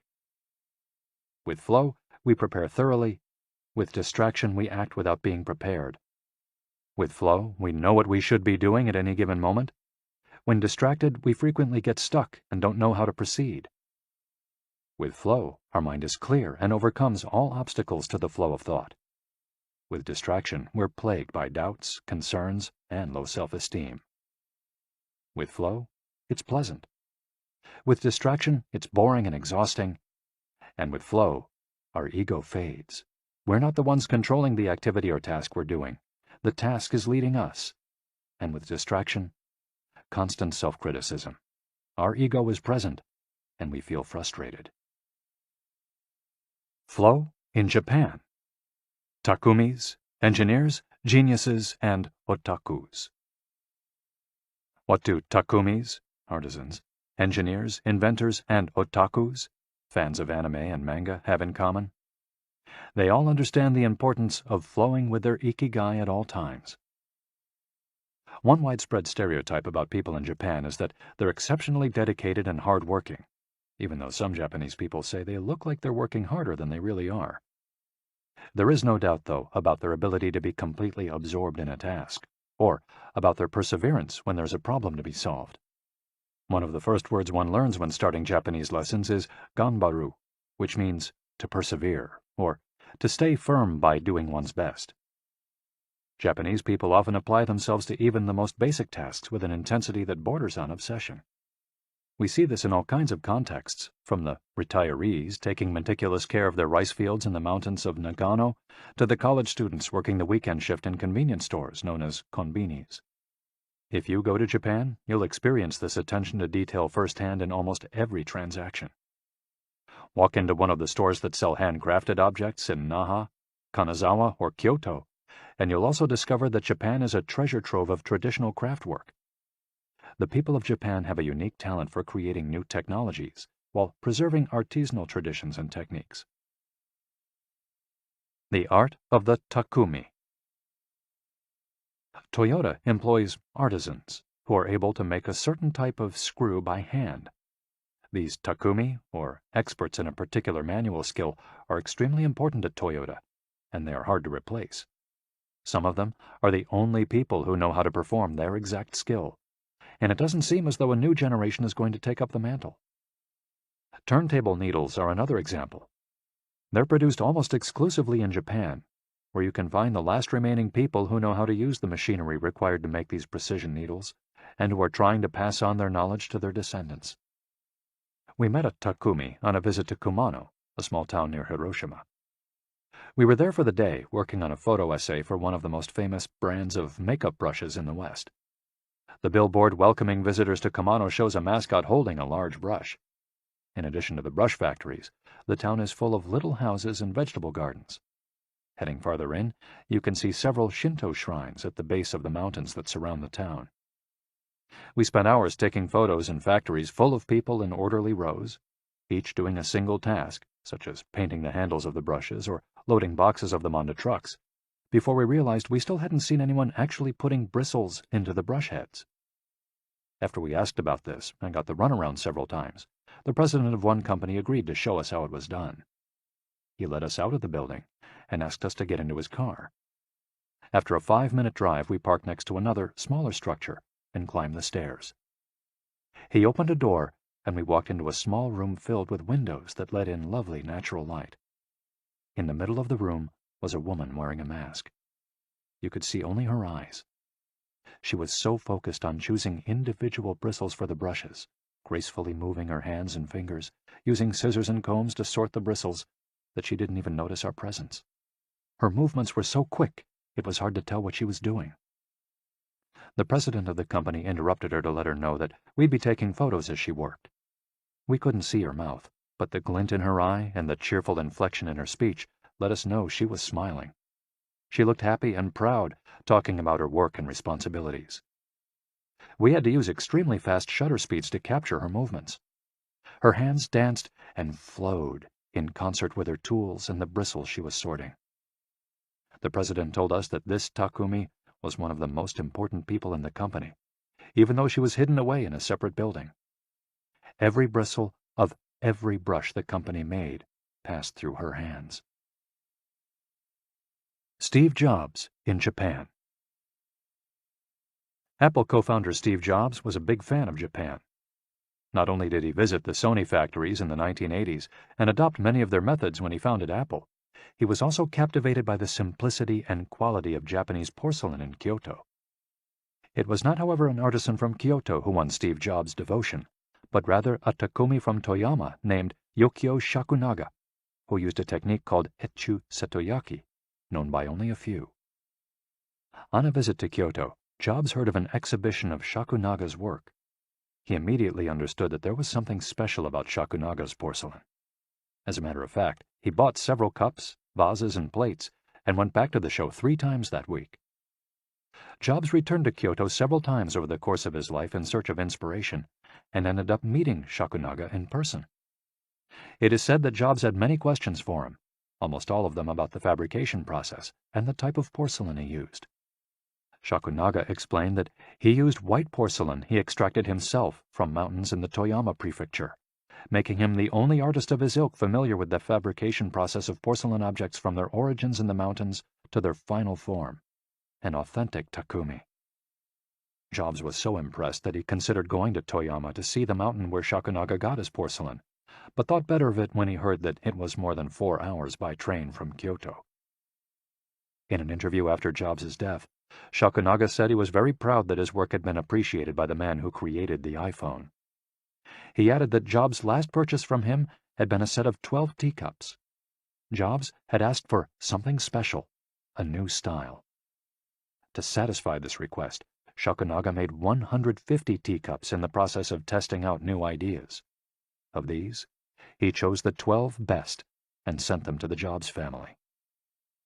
Ever since his first trip to Japan, Jobs was fascinated and inspired by the country's artisans, engineers, especially at Sony, philosophy, especially Zen, and cuisine, especially sushi. Sophisticated simplicity. What do Japanese artisans, engineers, Zen philosophy, and cuisine have in common? Simplicity and attention to detail. It is not a lazy simplicity, but a sophisticated one that searches out new frontiers, always taking the object, the body and mind, or the cuisine to the next level, according to one's Ikigai. As Csikszentmihalyi would say, the key is always having a meaningful challenge to overcome in order to maintain flow. The documentary Jiro Dreams of Sushi gives us another example of a Takumi, this time in the kitchen. Its protagonist has been making sushi every day for more than 80 years and owns a small sushi restaurant near the Ginza subway station in Tokyo. He and his son go every day to the famous Tsukiji fish market and choose the best fish to bring back to the restaurant. In the documentary, we see one of Jiro's apprentices learning to make tamago, a thin, slightly sweet omelet. No matter how hard he tries, he can't get Jiro's approval. He keeps practicing for years until he finally does. Why does the apprentice refuse to give up? Doesn't he get bored cooking eggs every day? No, because making sushi is his Ikigai too. Both Jiro and his son are culinary artists. They don't get bored when they cook. They achieve a state of flow. They enjoy themselves completely when they're in the kitchen. That is their happiness, their Ikigai. They've learned to take pleasure in their work, to lose their sense of time. Beyond the close relationship between father and son, which helps keep the challenge going each day, they also work in a quiet, peaceful environment that allows them to concentrate. Even after receiving a 3-star rating from Michelin, they never considered opening other locations or expanding the business. They serve just 10 patrons at a time at the bar of their small restaurant. Jiro's family isn't looking to make money. Instead, they value good working conditions and creating an environment in which they can flow while making the best sushi in the world. Jiro, like Yukio Shakunaga, begins his work at the source. He goes to the fish market to find the best tuna. Shakunaga goes to the mountains to find the best porcelain. When they get down to work, both become one with the object they are creating. This unity with the object that they reach in a state of flow takes on special meaning in Japan, where, according to Shintoism, forests, trees, and objects have a kami, spirit or god within them. When someone, whether an artist, an engineer, or a chef, sets out to create something, his or her responsibility is to use nature to give it life, while respecting that nature at every moment. During this process, the artisan becomes one with the object and flows with it. An ironworker would say that metal has a life of its own, just as someone making ceramics would say the clay does. The Japanese are skilled at bringing nature and technology together, not man versus nature, but a union of the two. The purity of Ghibli. There are those who say that the Shinto value of being connected with nature is vanishing. One of the harshest critics of this loss is another artist with a clearly defined Ikigai, Hayao Miyazaki, the director of the animated films produced by Studio Ghibli. In nearly all his films, we see humans, technology, fantasy, and nature in a state of conflict, and in the end, coming together. One of the most poignant metaphors in his film, Spirited Away, is an obese spirit covered in trash that represents pollution of the rivers. In Miyazaki's films, forests have personalities, trees have feelings, and robots befriend birds. Considered a national treasure by the Japanese government, Miyazaki is an artist capable of becoming completely absorbed in his art. He uses a cell phone from the late 1990s, and he makes his entire team draw by hand. He directs his films by rendering on paper even the tiniest detail, achieving flow by drawing, not by using a computer. Thanks to this obsession on the director's part, Studio Ghibli is one of the only studios in the world where almost the entire production process is carried out using traditional techniques. Those who have visited Studio Ghibli know that it's fairly typical on a given Sunday to see a solitary individual tucked away in a corner, hard at work. A man in simple clothes who will greet them with an "Ohayo," hello, without looking up. Miyazaki is so passionate about his work that he spends many Sundays in the studio, enjoying the state of flow, putting his Ikigai above all else. Visitors know that under no circumstances is one to bother Miyazaki, who is known for his quick temper, especially if he is interrupted while drawing. In 2013, Miyazaki announced he was going to retire. To commemorate his retirement, the television station NHK made a documentary showing him in his last days at work.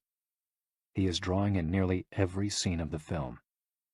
In one scene, several of his colleagues are seen coming out of a meeting, and there he is, drawing in a corner, paying no attention to them. In another scene, he is shown walking to work on December 30th, a national holiday in Japan, and opening the doors of Studio Ghibli so he can spend the day there, drawing alone. Miyazaki can't stop drawing. The day after his retirement, instead of going on vacation or staying at home, he went to Studio Ghibli and sat down to draw. His colleagues put on their best poker faces, not knowing what to say. 1 year later, he announced he wouldn't make any more feature films, but that he would keep on drawing until the day he died. Can someone really retire if he's passionate about what he does? The recluses. It is not only the Japanese who have this capacity. There are artists and scientists all over the world with strong, clear ikigais. They do what they love until their dying day. The last thing Einstein wrote before closing his eyes forever was a formula that attempted to unite all the forces of the universe in a single theory. When he died, he was still doing what he loved. If he hadn't been a physicist, he said, he would have been happy as a musician. When he wasn't focused on physics or mathematics, he enjoyed playing the violin. Reaching a state of flow while working on his formulas or playing music, his two ikigais, brought him endless pleasure. Many such artists might seem misanthropic or reclusive, but what they are really doing is protecting the time that brings them happiness, sometimes at the expense of other aspects of their lives. They are outliers who apply the principles of flow to their lives to an extreme. Another example of this kind of artist is the novelist Haruki Murakami. He sees only a close circle of friends and appears in public in Japan only once every few years. Artists know how important it is to protect their space, control their environment, and be free from distractions if they want to flow with their ikigai. Microflow. Enjoying mundane tasks. But what happens when we have to say, do the laundry, mow the lawn, or attend to paperwork? Is there a way to make these mundane tasks enjoyable? Near the Shinjuku subway station, in one of the neural centers of Tokyo, there is a supermarket that still employs elevator operators. The elevators are fairly standard and could easily be operated by the customers, but the store prefers to provide the service of someone holding the door open for you, pushing the button for your floor, and bowing as you exit. If you ask around, you'll learn that there is one elevator operator who has been doing the same job since 2004. She is always smiling and enthusiastic about her work. How is she able to enjoy such a job? Doesn't she get bored doing something so repetitive? On closer inspection, it becomes clear that the elevator operator is not just pushing buttons, but is instead performing a whole sequence of movements. She begins by greeting the customers with a song-like salutation, followed by a bow and a welcoming wave of the hand. Then she presses the elevator button with a graceful movement, as though she is a geisha offering a client a cup of tea. Csikszentmihalyi calls this microflow. We've all been bored in a class or at a conference and started doodling to keep ourselves entertained, or whistled while painting a wall. If we're not truly being challenged, we get bored and add a layer of complexity to amuse ourselves. Our ability to turn routine tasks into moments of microflow, into something we enjoy, is key to our being happy, since we all have to do such tasks. Even Bill Gates washes the dishes every night. He says he enjoys it, that it helps him relax and clear his mind, and that he tries to do it a little better each day, following an established order or set of rules he's made for himself. Plates first, forks second, and so on. It's one of his daily moments of microflow. Richard Feynman, one of the most important physicists of all time, also took pleasure in routine tasks. W. Daniel Hillis, one of the founders of the supercomputer manufacturer Thinking Machines, hired Feynman to work on the development of a computer that could handle parallel processing when he was already world famous. He says Feynman showed up on his first day of work and said, "Okay, boss, what's my assignment?" They didn't have anything prepared, so they asked him to work on a certain mathematical problem. He immediately realized they were giving him an irrelevant task to keep him busy and said, "That sounds like a bunch of baloney. Give me something real to do." So they sent him to a nearby shop to buy office supplies, and he completed his assignment with a smile on his face. When he didn't have something important to do or needed to rest his mind, Feynman dedicated himself to microflowing, say, painting the office walls. Weeks later, after visiting the Thinking Machines offices, a group of investors declared, "You have a Nobel laureate in there, painting walls and soldering circuits." Instant vacations. Getting there through meditation. Training the mind can get us to a place of flow more quickly. Meditation is one way to exercise our mental muscles. There are many types of meditation, but they all have the same objective: calming the mind, observing our thoughts and emotions, and centering our focus on a single object. The basic practice involves sitting with a straight back and focusing on your breath. Anyone can do it, and you feel a difference after just one session. By fixing your attention on the air moving in and out of your nose, you can slow the torrent of thoughts and clear your mental horizons. The Archer's Secret. The winner of the 1988 Olympic gold medal for archery was a 17-year-old woman from South Korea. When asked how she prepared, she replied that the most important part of her training was meditating for 2 hours each day.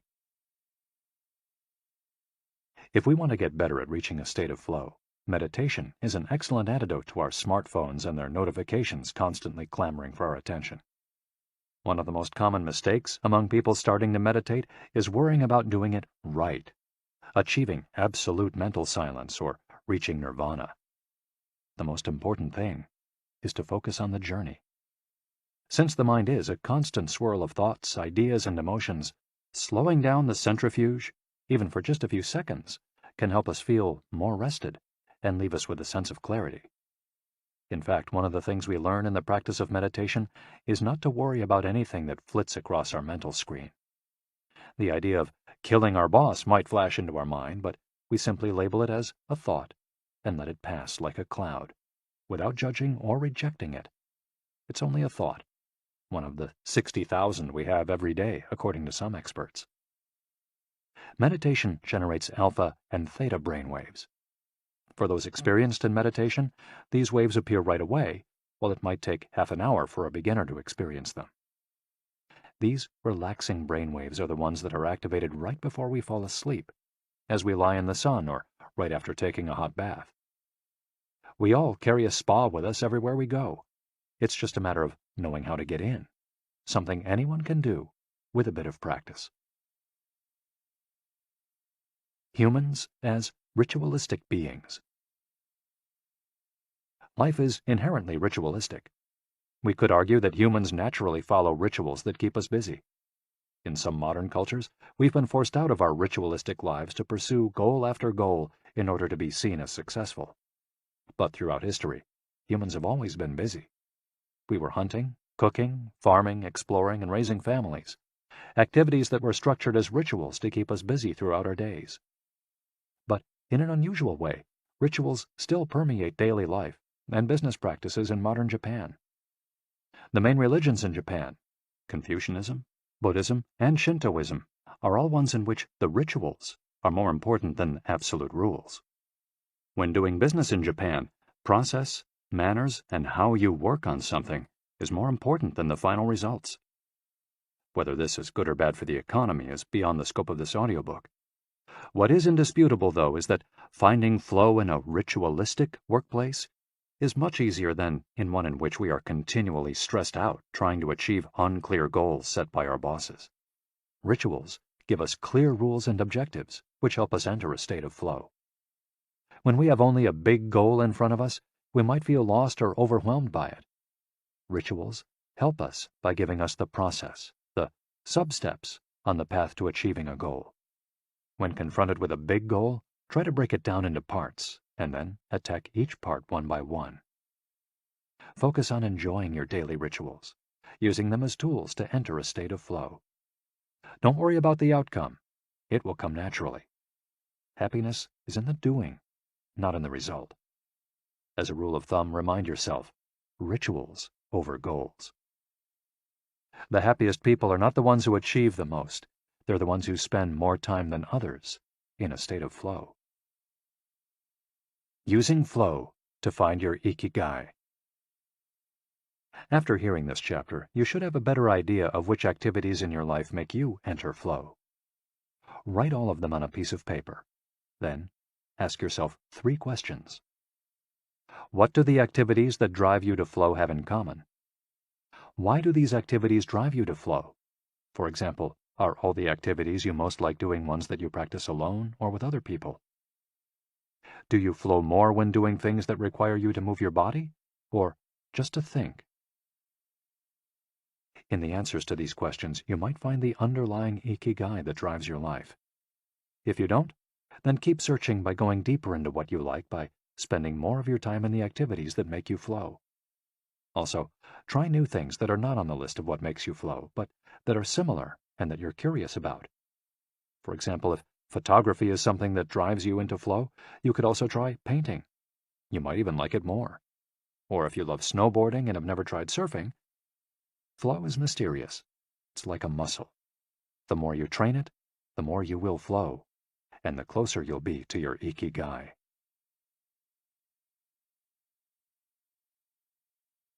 Chapter 5. Masters of Longevity. Words of wisdom from the longest living people in the world. When we started working on this audiobook, we didn't want to just research the factors that contribute to a long and happy life. We wanted to hear from the true masters of this art. The interviews we conducted in Okinawa merit their own chapter, but in the section that precedes it, we've provided an overview of the life philosophies of a few international champions of longevity. We're talking about super centenarians, people who live to 110 years of age or more. The term was coined in 1970 by Norris McWhirter, editor of the Guinness Book of World Records. Its use became more widespread in the 1990s after it appeared in William Strauss and Neil Howe's Generations.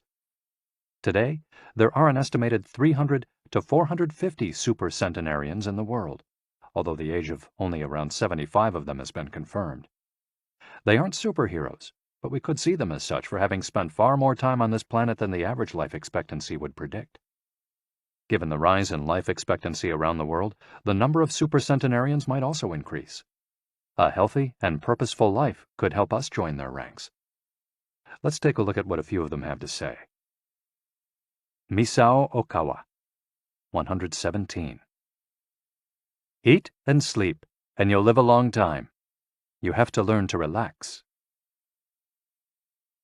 According to the Gerontology Research Group, until April 2015, the oldest living person in the world was Misao Okawa, who passed away in a care facility in Osaka, Japan after living for 117 years, 27 days. The daughter of a textile merchant, she was born in 1898, when Spain lost its colonies in Cuba and the Philippines, and the United States annexed Hawaii and launched Pepsi-Cola. Until she was 110, this woman, who lived in 3 different centuries, cared for herself unassisted. When specialists asked about her self-care routine, Misao answered simply, eating sushi and sleeping, to which we should add, having a tremendous thirst for life. When they inquired about her secret for longevity, she answered with a smile, I ask myself the same thing. Proof that Japan continues to be a factory of long life. In July of the same year, Sakari Momoi passed away at 112 years and 150 days old.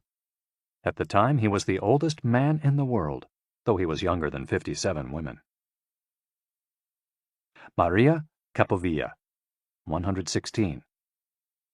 I've never eaten meat in my life.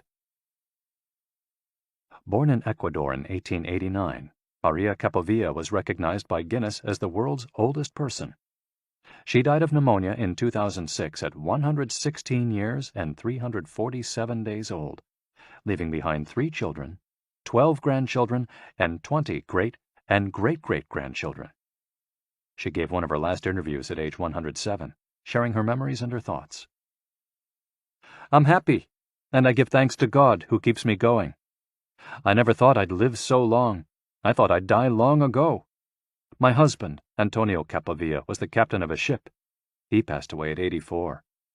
We had 2 daughters and a son, and now I have many grandchildren and great-grandchildren. Things were better back in the old days. People behaved better. We used to dance, but we were more restrained. There was this one song I loved dancing to, Maria, by Luis Alarcón. I still remember most of the words.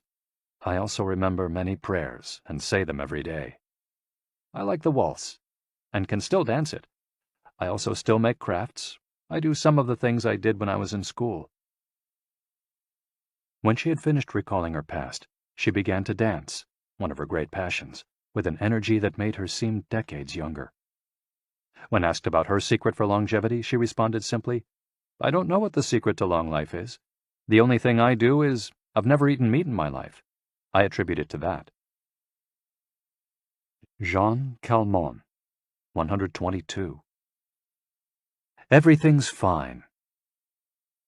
Born in Arles, France, in February 1875, Jean Calment lived until August 4, 1997, making her, at 122, the oldest person of verified age in history. She jokingly said that she competed with Methuselah, and there is no question that she broke numerous records as she went on celebrating birthdays. She died of natural causes at the end of a happy life, during which she denied herself almost nothing. She rode a bicycle until she turned 100. She lived on her own until 110, when she agreed to move into a nursing home after accidentally starting a small fire in her apartment. She stopped smoking at 120, when her cataracts started making it hard for her to bring a cigarette to her lips. One of her secrets may have been her sense of humor. As she said on her 120th birthday, I see badly, I hear badly, and I feel bad, but everything's fine. Walter Bruning, 114. If you keep your mind and body busy, you'll be around a long time. Born in Minnesota in 1896, Walter Bruning was able to see 3 centuries in his lifetime. He died in Montana in 2011 from natural causes. He'd had 2 wives and a 50-year career on the railroad. At 83, he retired to an assisted living center in Montana, where he remained until his death. He is the 2nd oldest man of verified age ever born in the United States. He gave many interviews in his final years, insisting that his longevity stemmed from, among other things, his habit of eating only 2 meals per day and working for as many hours as he could. "Your mind and your body, you keep both busy," he said on his 112th birthday. "You'll be here a long time." Back then, he was still exercising every day. Among Bruning's other secrets, he had a habit of helping others, and he wasn't afraid of dying. As he declared in a 2010 interview with the Associated Press, "We're all going to die. Some people are scared of dying. Never be afraid to die, because you're born to die." Before passing away in 2011, he is said to have told a pastor that he'd made a deal with God. If he wasn't going to get better, it was time to go. Alexander Emich, 111. "I just haven't died yet." Born in Poland in 1903, Alexander Emich was a chemist and parapsychologist residing in the United States who, after the death of his predecessor in 2014, became the oldest man of authenticated age in the world. Emich himself died a year thereafter, in June of that year, leaving behind a long life rich with experiences. Emich attributed his longevity to, among other things, never drinking alcohol. "It's not as though I'd won the Nobel Prize," he said upon being declared the world's oldest man. "I never thought I'd get to be so old." When asked about his secret to living so long, his answer was, "I don't know. I just haven't died yet." Ikigai artists. The secret to long life, however, is not held by super-centenarians alone. There are many people of advanced age who, though they haven't made it into Guinness World Records, offer us inspiration and ideas for bringing energy and meaning to our lives. Artists, for example, who carry the torch of their Ikigai instead of retiring, have this power. Art, in all its forms, is an Ikigai that can bring happiness and purpose to our days. Enjoying or creating beauty is free, and something all human beings have access to. Hokusai, the Japanese artist who made woodblock prints in the ukiyo-e style and lived for 88 years, from the mid-18th to the mid-19th century, added this postscript to the first edition of his 100 Views of Mount Fuji. "All that I have produced before the age of 70 is not worth being counted. It is at the age of 73 that I have somewhat begun to understand the structure of true nature, of animals and grasses, and trees and birds, and fishes and insects. Consequently, at 80 years of age, I shall have made still more progress. At 90, I hope to have penetrated into the mystery of things. At 100 years of age, I should have reached decidedly a marvelous degree. And when I shall be 110, all that I do, every point and every line, shall be instinct with life." Following is our collection of some of the most inspirational words from artists interviewed by Camille Sweeney for the New York Times. Of those still living, none have retired, and all still enjoy their passion, which they plan to pursue until their final breath, demonstrating that when you have a clear purpose, no one can stop you. The actor Christopher Plummer, still working at 86, reveals a dark desire shared by many who love the profession. "We want to drop dead on stage. That would be a nice, theatrical way to go." Osamu Tezuka, the father of modern Japanese manga, shared this feeling. Before he died in 1989, his last words as he drew one final cartoon were, "Please, just let me work." The 86-year-old filmmaker Frederick Wiseman declared on a stroll through Paris that he likes to work, which is why he does it with such intensity. "Everybody complains about their aches and pains and all that, but my friends are either dead or are still working," he said. Carmen Herrera, a painter who just entered her 100th year, sold her first canvas at 89. Today, her work is in the permanent collections of the Tate Modern and the Museum of Modern Art. When asked how she viewed her future, she responded, "I am always waiting to finish the next thing. Absurd, I know. I go day by day." Never stop learning. You may grow old and trembling in your anatomies. You may lie awake at night listening to the disorder of your veins. You may miss your only love. You may see the world about you devastated by evil lunatics, or know your honor trampled in the sewers of baser minds. There is only one thing for it, then: to learn. Learn why the world wags, and what wags it. That is the only thing which the mind can never exhaust, never alienate, never be tortured by, never fear or distrust, and never dream of regretting. T.H. White, the once and future king. For his part, naturalist and author Edward O. Wilson asserted, "I feel I have enough experience to join those who are addressing big questions. About 10 years ago, when I began reading and thinking more broadly about the questions of what are we, where did we come from, and where are we going, I was astonished at how little this was being done." Ellsworth Kelly, an artist who passed away in 2015 at the age of 92, assured us that the idea that we lose our faculties with age is, in part, a myth, because instead we develop a greater clarity and capacity for observation. It's one thing about getting older: you see more. Every day, I'm continuing to see new things. That's why there are new paintings. At age 86, the architect Frank Gehry reminds us that some buildings can take 7 years, from the time you're hired until you're finished, a fact that favors a patient attitude with regard to the passage of time.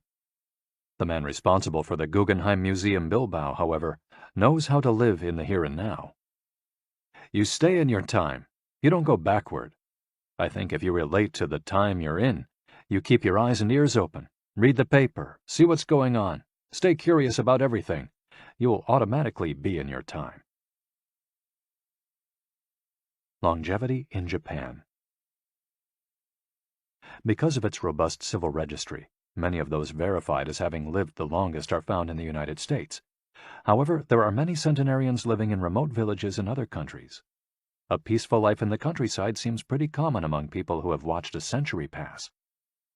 Without question, the international superstar of longevity is Japan, which has the highest life expectancy of any country in the world. In addition to a healthy diet, which we will explore in detail, and an integrated healthcare system in which people go to the doctor for regular checkups to prevent disease, longevity in Japan is closely tied to its culture, as we'll see later on. The sense of community and the fact that Japanese people make an effort to stay active until the very end are key elements of their secret to long life. If you want to stay busy even when there's no need to work, there has to be an Ikigai on your horizon, a purpose that guides you throughout your life and pushes you to make things of beauty and utility for the community and yourself. Chapter 6. Lessons from Japan's Centenarians. Traditions and Proverbs for Happiness and Longevity. To get to Ogimi, we had to fly nearly 3 hours from Tokyo to Naha, the capital of Okinawa. Several months earlier, we'd contacted the town council of a place known as the Village of Longevity to explain the purpose of our trip and our intention to interview the oldest members of the community. After numerous conversations, we finally got the help we were looking for and were able to rent a house just outside the town. 1 year after starting this project, we found ourselves on the doorstep of some of the longest living people in the world. We realized right away that time seems to have stopped there, as though the entire town were living in an endless here and now. Arriving in Ogimi. After 2 hours on the road from Naha, we're finally able to stop worrying about the traffic. To our left are the sea and an empty stretch of beach. To our right, the mountainous jungle of Okinawa's Yanbaru forests. Once Route 58 passes Nago, where Orion beer, the pride of Okinawa, is made, it skirts the coast until it reaches Ogimi. Every now and then a few little houses and stores crop up in the narrow stretch of land between the road and the base of the mountain. We pass small clusters of houses scattered here and there as we enter the municipality of Ogimi, but the town doesn't really seem to have a center. Our GPS finally guides us to our destination, the Center for the Support and Promotion of Well-Being, housed in an unattractive cinder block building right off the highway. We go in through the back door, where a man named Taira is waiting for us. Beside him is a petite, cheerful woman who introduces herself as Yuki. 2 other women immediately get up from desks and show us to a conference room. They serve us each a cup of green tea and a few shikuwasa, a small citrus fruit that packs a big nutritional punch, as we'll see later on. Taira sits down across from us in his formal suit and opens up a large planner and a 3-ring binder. Yuki sits next to him. The binder contains a list of all the town's residents, organized by age and club, or moai. Taira points out that these groups of people who help one another are characteristic of Ogimi. The moai are not organized around any concrete objective. They function more like a family. Taira also tells us that volunteer work, rather than money, drives much of what happens in Ogimi. Everyone offers to pitch in, and the local government takes care of assigning tasks. This way, everyone can be useful and feels like part of the community. Ogimi is the penultimate town before Cape Hedo, the northernmost point of the largest island in the archipelago. From the top of Ogimi's mountains, we're able to look down over the whole town. Almost everything is the green of the Yanbaru jungle, making us wonder where the nearly 3,200 residents are hiding. We can see a few houses, but they're scattered in little clusters near the sea or in small valleys, accessible by side roads. Communal life. We're invited to eat in one of Ogimi's few restaurants, but when we arrive, the only 3 tables are already reserved. "Don't worry, we'll go to Churaumi instead. It never fills up," says Yuki, walking back to the car. She's still driving at age 88, and takes great pride in that. Her co-pilot is 99, and has also decided to spend the day with us. We have to drive fast to keep up with them on a highway that is sometimes more dirt than asphalt. Finally reaching the other end of the jungle, we can at last sit down to eat. "I don't really go to restaurants," Yuki says as we take our seats. "Almost everything I eat comes from my vegetable garden, and I buy my fish from Tanaka, who's been my friend forever." The restaurant is right by the sea, and seems like something from the planet Tatooine from Star Wars. The menu boasts in large letters that it serves slow food, prepared with organic vegetables grown in the town. "But really," Yuki continues, "food is the least important thing." She is extroverted and rather pretty. She likes to talk about her role as the director of several associations run by the local government. "Food won't help you live longer," she says, bringing to her lips a bite of the diminutive confection that followed our meal. "The secret is smiling and having a good time." There are no bars and only a few restaurants in Ogimi, but those who live there enjoy a rich social life that revolves around community centers. The town is divided into 17 neighborhoods, and each one has a president and several people in charge of things like culture, festivals, social activities, and longevity. Residents pay close attention to this last category. We're invited to the community center of one of the 17 neighborhoods. It's an old building right next to one of the mountains of the Yanbaru jungle, home to Bunagaya, the town's iconic sprites. The Bunagaya spirits of the Yanbaru jungle. Bunagaya are magical creatures that inhabit the Yanbaru jungle near Ogimi and its surrounding towns. They manifest as children with long red hair and like to hide in the jungle's kajumaru, banyan trees, and go fishing on the beach. Many of Okinawa's stories and fables are about Bunagaya sprites. They're mischievous, playful, and unpredictable. Locals say that the Bunagaya love the mountains, rivers, sea, trees, earth, wind, and animals, and that if you want to befriend them, you have to show respect for nature. A birthday party. When we arrive at the neighborhood's community center, we're greeted by a group of about 20 people who proudly proclaim, "The youngest among us is 83. We conduct our interviews at a large table while drinking green tea. When we finish, we're brought to an event space where we celebrate the birthdays of 3 members of the group. One woman is turning 99, another 94, and one young man has just reached 89. We sing a few songs popular in the village and finish up with "Happy Birthday" in English. The woman turning 99 blows out the candles and thanks everyone for coming to her party. We eat homemade shikuwasa cake and end up dancing and celebrating as though it were the birthday of a 20-something.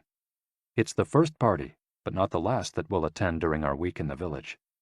We'll also do karaoke with a group of seniors who sing better than we do, and attend a traditional festival with local bands, dancers, and food stands at the foot of a mountain.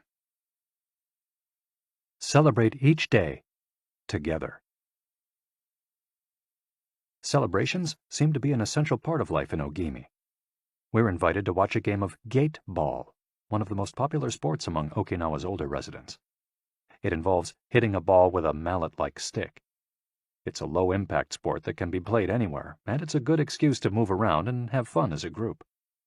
The residents hold local competitions, and there is no age limit for participants. We participate in the weekly game and lose to a woman who recently turned 104. Everyone cheers, and the defeated look on our faces elicits laughter. In addition to playing and celebrating as a community, spirituality is also essential to the happiness of the village's residents. The gods of Okinawa.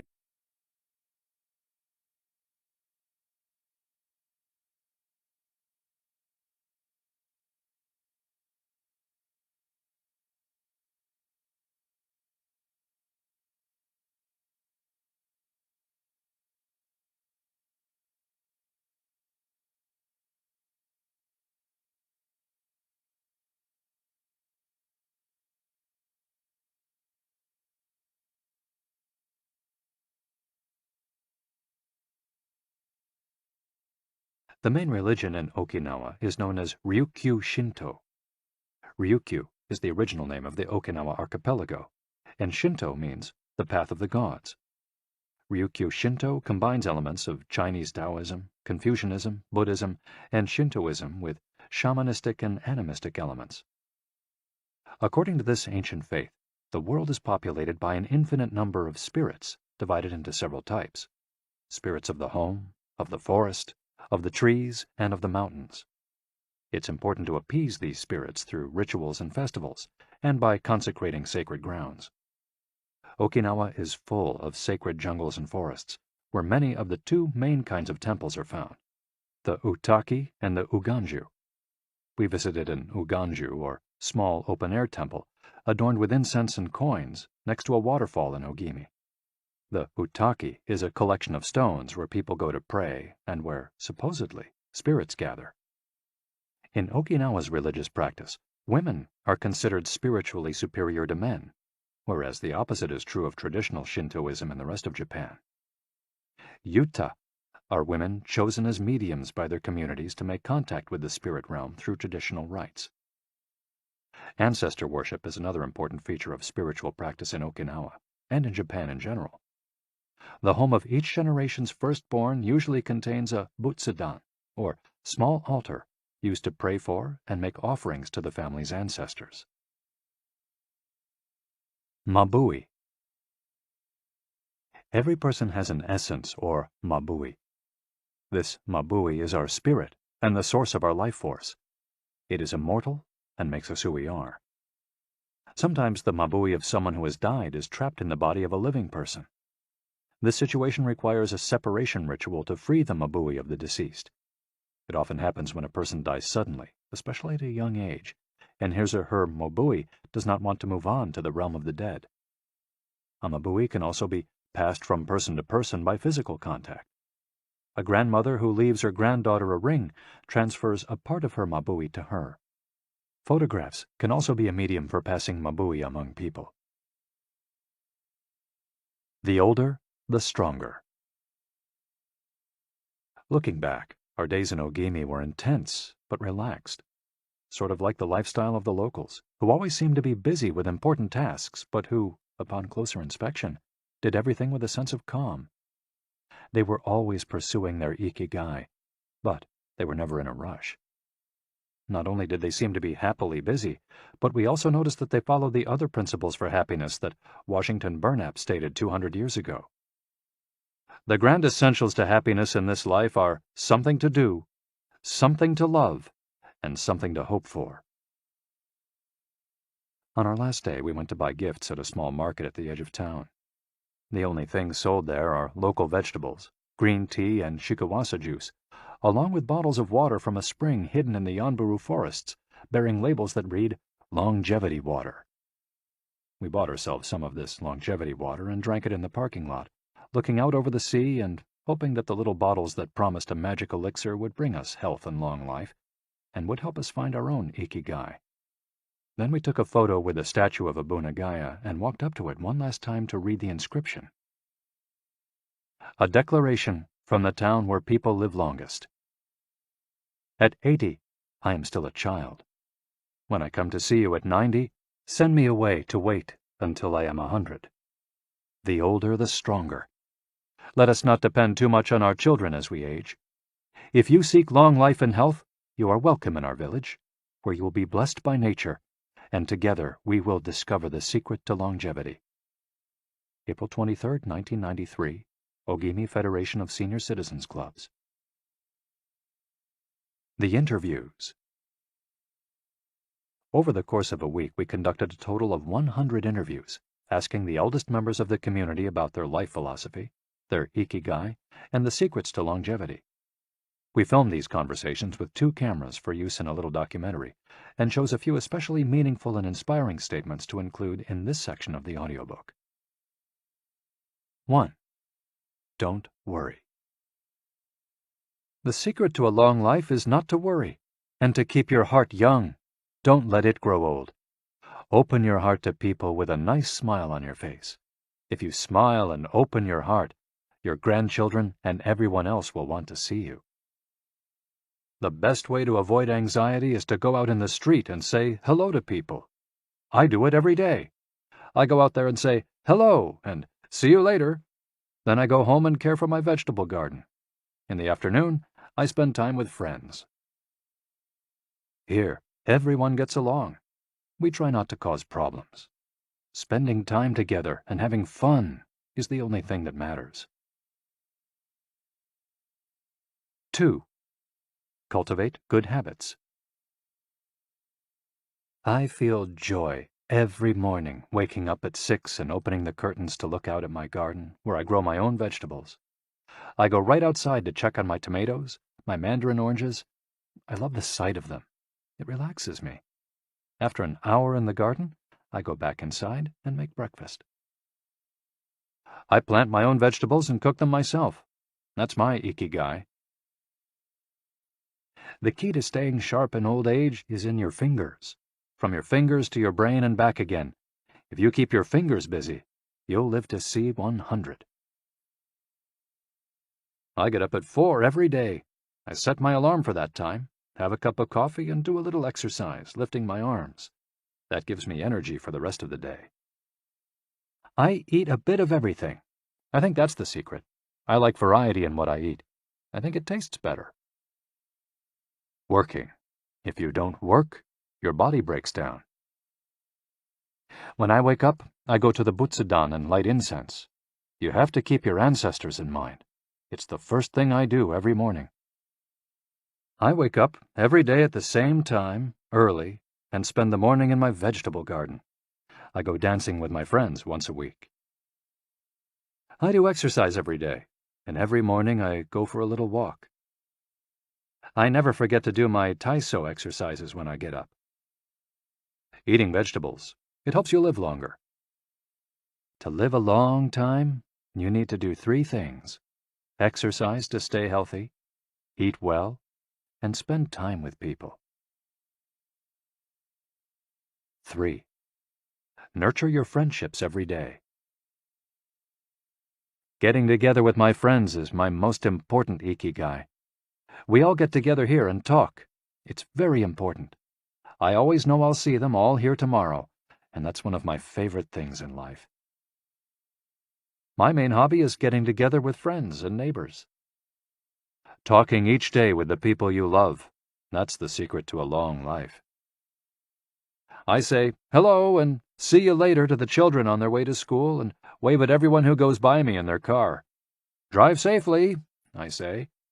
Between 7:20 a.m. and 8:15 a.m., I'm outside on my feet the whole time, saying hello to people. Once everyone's gone, I go back inside.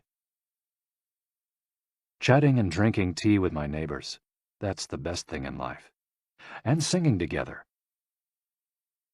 I wake up at 5 every morning, leave the house, and walk to the sea. Then I go to a friend's house and we have tea together. That's the secret to a long life, getting together with people and going from place to place. 4. Live an unhurried life. My secret to a long life is always saying to myself, slow down and relax. You live much longer if you're not in a hurry. I make things with wicker. That's my Ikigai. The first thing I do when I wake up is pray. Then I do my exercises and eat breakfast. At 7, I calmly start working on my wicker. When I get tired at 5, I go visit my friends. Doing many different things every day. Always staying busy, but doing one thing at a time without getting overwhelmed. The secret to long life is going to bed early, waking up early, and going for a walk. Living peacefully and enjoying the little things. Getting along with your friends. Spring, summer, fall, winter. Enjoying each season happily. 5. Be optimistic. Every day I say to myself, today will be full of health and energy. Live it to the fullest. I'm 98, but consider myself young. I still have so much to do. Laugh. Laughter is the most important thing. I laugh wherever I go. I'm going to live to be 100. Of course I am. It's a huge motivation for me. Dancing and singing with your grandchildren is the best thing in life. I feel very fortunate to have been born here. I give thanks for it every day. The most important thing in Ogimi, in life, is to keep smiling. I do volunteer work to give back to the village a bit of what it has given to me. For example, I use my car to help friends get to the hospital. There's no secret to it. The trick is just to live. Keys to the Ogimi lifestyle. 100% of the people we interviewed keep a vegetable garden, and most of them also have fields of tea, mangoes, shikawasa, and so on. All belong to some form of neighborhood association where they feel cared for as though by family. They celebrate all the time, even little things. Music, song, and dance are essential parts of daily life.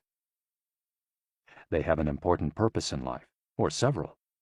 They have an Ikigai, but they don't take it too seriously. They're relaxed and enjoy all that they do. They are very proud of their traditions and local culture. They are passionate about everything they do, however insignificant it might seem. Locals have a strong sense of yui ma'aru, recognizing the connection between people. They help each other with everything from work in the fields, harvesting sugarcane or planting rice, to building houses and municipal projects. Our friend Miyagi, who ate dinner with us on our last night in town, told us that he was building a new home with the help of all his friends, and that we could stay there the next time we were in Ogimi. They are always busy, but they occupy themselves with tasks that allow them to relax. We didn't see a single old grandpa sitting on a bench doing nothing. They're always coming and going, to sing karaoke, visit with neighbors, or play a game of gateball. Chapter 7. The Ikigai Diet. What the world's longest living people eat and drink.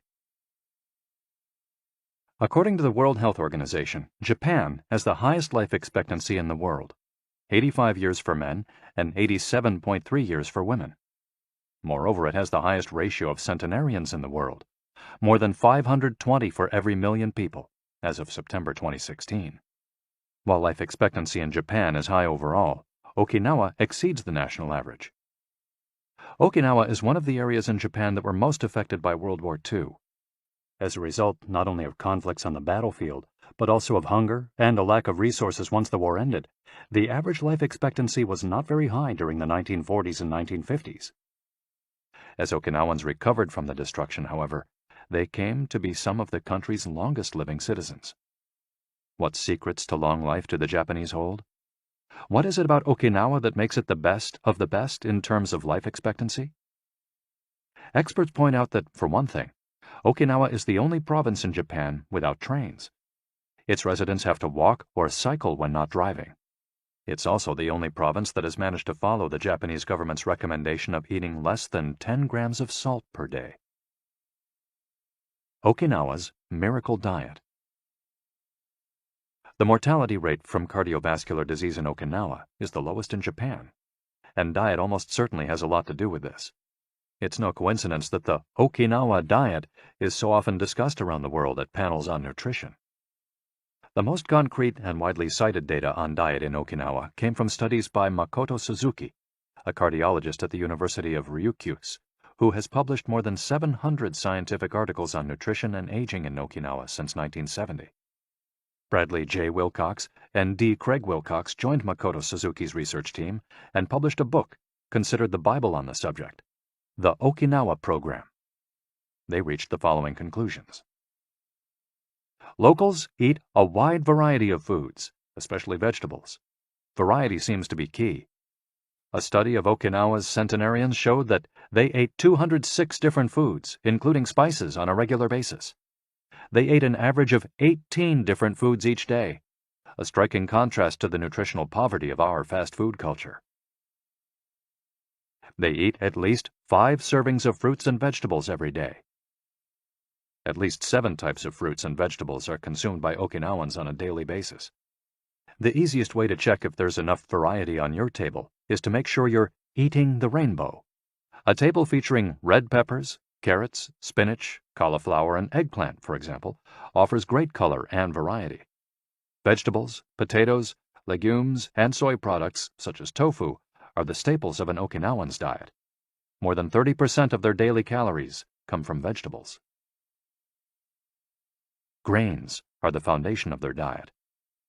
Japanese people eat white rice every day, sometimes adding noodles. Rice is the primary food in Okinawa as well. They rarely eat sugar. And if they do, it's cane sugar. We drove through several sugarcane fields every morning on our way to Ogimi, and even drank a glass of cane juice at Nakijin Castle. Beside the stall selling the juice was a sign describing the anti-carcinogenic benefits of sugarcane. In addition to these basic dietary principles, Okinawans eat fish an average of 3 times per week. Unlike in other parts of Japan, the most frequently consumed meat is pork, though locals eat it only once or twice per week. Along these lines, Makoto Suzuki's studies indicate the following. Okinawans consume, in general, 1/3 as much sugar as the rest of Japan's population, which means that sweets and chocolate are much less a part of their diet. They also eat practically half as much salt as the rest of Japan, 7 grams per day compared to an average of 12. They consume fewer calories, an average of 1,785 per day compared to 2,068 in the rest of Japan. In fact, low caloric intake is common among the 5 blue zones. Hara Hachibu. This brings us back to the 80% rule we mentioned in the first chapter, a concept known in Japanese as Hara Hachibu. It's easy to do. When you notice you're almost full but could have a little more, just stop eating. One easy way to start applying the concept of Hara Hachibu is to skip dessert, or to reduce portion size. The idea is to still be a little bit hungry when you finish. This is why portion size tends to be much smaller in Japan than in the West. Food isn't served as appetizers, main courses, and dessert. Instead, it's much more common to see everything presented at once on small plates. One with rice, another with vegetables, a bowl of miso soup, and something to snack on. Serving food on many small plates makes it easier to avoid eating too much and facilitates the varied diet discussed at the beginning of this chapter. Hara Hachibu is an ancient practice. The 12th century book on Zen Buddhism, Zazen Youjinki, recommends eating 2/3 as much as you might want to. Eating less than one might want is common among all Buddhist temples in the East. Perhaps Buddhism recognized the benefits of limiting caloric intake more than 9 centuries ago. So, eat less to live longer? Few would challenge this idea. Without taking it to the extreme of malnutrition, of course, eating fewer calories than our bodies ask for seems to increase longevity. The key to staying healthy while consuming fewer calories is eating foods with a high nutritional value, especially superfoods, and avoiding those that add to our overall caloric intake but offer little to no nutritional value. The calorie restriction we've been discussing is one of the most effective ways to add years to your life. If the body regularly consumes enough or too many calories, it gets lethargic and starts to wear down, expending significant energy on digestion alone. Another benefit of calorie restriction is that it reduces levels of IGF-1, insulin-like growth factor 1, in the body. IGF-1 is a protein that plays a significant role in the aging process. It seems that one of the reasons humans and animals age is an excess of this protein in their blood. Whether calorie restriction will extend lifespan in humans is not yet known, but data increasingly indicate that moderate calorie restriction with adequate nutrition has a powerful protective effect against obesity, type 2 diabetes, inflammation, hypertension, and cardiovascular disease, and reduces metabolic risk factors associated with cancer. An alternative to following the 80% rule on a daily basis is to fast for 1 or 2 days each week. The 5-2, or fasting diet, recommends 2 days of fasting, consuming fewer than 500 calories every week, and eating normally on the other 5 days. Among its many benefits, fasting helps cleanse the digestive system and allows it to rest. 15 natural antioxidants found in the Okinawan diet. Antioxidants are molecules that slow down the oxidation process in cells, neutralizing the free radicals that cause damage and accelerate aging. The antioxidant power of green tea, for example, is well known and will be discussed later at greater length. Because they are rich in antioxidants and are eaten nearly every day in the region, these 15 foods are considered keys to Okinawan vitality. Tofu, miso, tuna, carrots, goya, a bitter melon, kombu, sea kelp, cabbage, nori, seaweed, onion, soy sprouts, hechima, a cucumber-like gourd, soybeans, boiled or raw, sweet potato, peppers, and sanpincha, jasmine tea. Sanpincha, the reigning infusion in Okinawa. Okinawans drink more sanpincha, a mix of green tea and jasmine flowers, than any other kind of tea. The closest approximation in the West would be the jasmine tea that usually comes from China. A 1988 study conducted by Hiroko Sho at the Okinawa Institute of Science and Technology indicates that jasmine tea reduces blood cholesterol levels. Sanpincha can be found in many different forms in Okinawa and is even available in vending machines. In addition to all the antioxidant benefits of green tea, it boasts the benefits of jasmine, which include reducing the risk of heart attack, strengthening the immune system, helping relieve stress, lowering cholesterol. Okinawans drink an average of 3 cups of sanpincha every day. It might be hard to find exactly the same blend in the West, but we can drink jasmine tea or even a high-quality green tea instead. The secrets of green tea. Green tea has been credited for centuries with significant medicinal properties. Recent studies have confirmed its many benefits and have attested to the importance of this ancient plant in the longevity of those who drink it often. Originally from China, where it's been consumed for millennia, green tea didn't make its way to the rest of the world until just a few centuries ago. Unlike other teas, and as a result of being air-dried without fermentation, it retains its active elements even after being dried and crumbled. It offers meaningful health benefits such as controlling cholesterol, lowering blood sugar levels, improving circulation, protection against the flu, vitamin C, promoting bone health, fluoride, protection against certain bacterial infections, protection against UV damage, cleansing, and diuretic effects. White tea, with its high concentration of polyphenols, may be even more effective against aging. In fact, it's considered to be the natural product with the greatest antioxidant power in the world, to the extent that 1 cup of white tea might pack the same punch as a dozen glasses of orange juice. In summary, drinking green or white tea every day can help us reduce the free radicals in our bodies, keeping us young longer. The powerful shikuwasa. Shikuwasa is the citrus fruit par excellence of Okinawa, and Ogimi is its largest producer in all of Japan. The fruit is extremely acidic. It's impossible to drink shikuwasa juice without diluting it first with water. Its taste is somewhere between that of a lime and a mandarin orange, to which it bears a family resemblance. Shikuwasas also contain high levels of nobiletin, a flavonoid rich in antioxidants. All citrus fruits, grapefruits, oranges, lemons, are high in nobiletin, but Okinawa's shikuwasas have 40 times as much as oranges. Consuming nobiletin has been proven to protect us from arteriosclerosis, cancer, type 2 diabetes, and obesity in general. Shikuwasas also contain vitamin C and B, beta-carotene, and minerals. They're used in many traditional dishes and to add flavor to food and are squeezed to make juice. While conducting research at the birthday parties of the town's grandparents, we were served shikuwasa cake. The antioxidant canon for Westerners. In 2010, the UK's Daily Mirror published a list of foods recommended by experts to combat aging. Among these foods readily available in the West are vegetables, such as broccoli and chard, for their high concentration of water, minerals, and fiber. Oily fish, such as salmon, mackerel, tuna, and sardines, for all the antioxidants in their fat. Fruits, such as citrus, strawberries, and apricots. They're an excellent source of vitamins and help eliminate toxins from the body. Berries, such as blueberries and goji berries. They're rich in phytochemical antioxidants.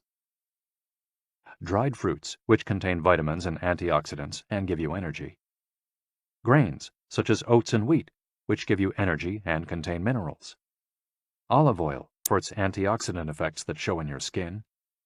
Red wine, in moderation, for its antioxidant and vasodilatory properties. Foods that should be eliminated are refined sugar and grains, processed baked goods, and prepared foods, along with cow's milk and all its derivatives. Following this diet will help you feel younger and slow the process of premature aging. Chapter 8. Gentle Movements, Longer Life. Exercises from the East that promote health and longevity. Studies from the Blue Zone suggest that the people who live the longest are not the ones who do the most exercise, but rather the ones who move the most. When we visited Ogimi, the village of longevity, we discovered that even people over 80 and 90 years old are still highly active. They don't stay at home looking out the window or reading the newspaper. Ogimi's residents walk a lot, do karaoke with their neighbors, get up early in the morning, and as soon as they've had breakfast, or even before, head outside to weed their gardens. They don't go to the gym or exercise intensely, but they almost never stop moving in the course of their daily routines. As easy as getting out of your chair. Metabolism slows down 90% after 30 minutes of sitting. The enzymes that move the bad fat from your arteries to your muscles, where it can get burned off, slow down. And after 2 hours, good cholesterol drops 20%. Just getting up for 5 minutes is going to get things going again. These things are so simple they're almost stupid, says Gavin Bradley in a 2015 interview with Bridget Schulte for The Washington Post. Bradley is one of the preeminent experts on the subject, and the director of an international organization dedicated to building awareness of how detrimental sitting all the time can be to our health. If we live in a city, we might find it hard to move in natural and healthy ways every day, but we can turn to exercises that have proven for centuries to be good for the body. The Eastern disciplines for bringing body, mind, and soul into balance have become quite popular in the West, but in their countries of origin, they've been used for ages to promote health.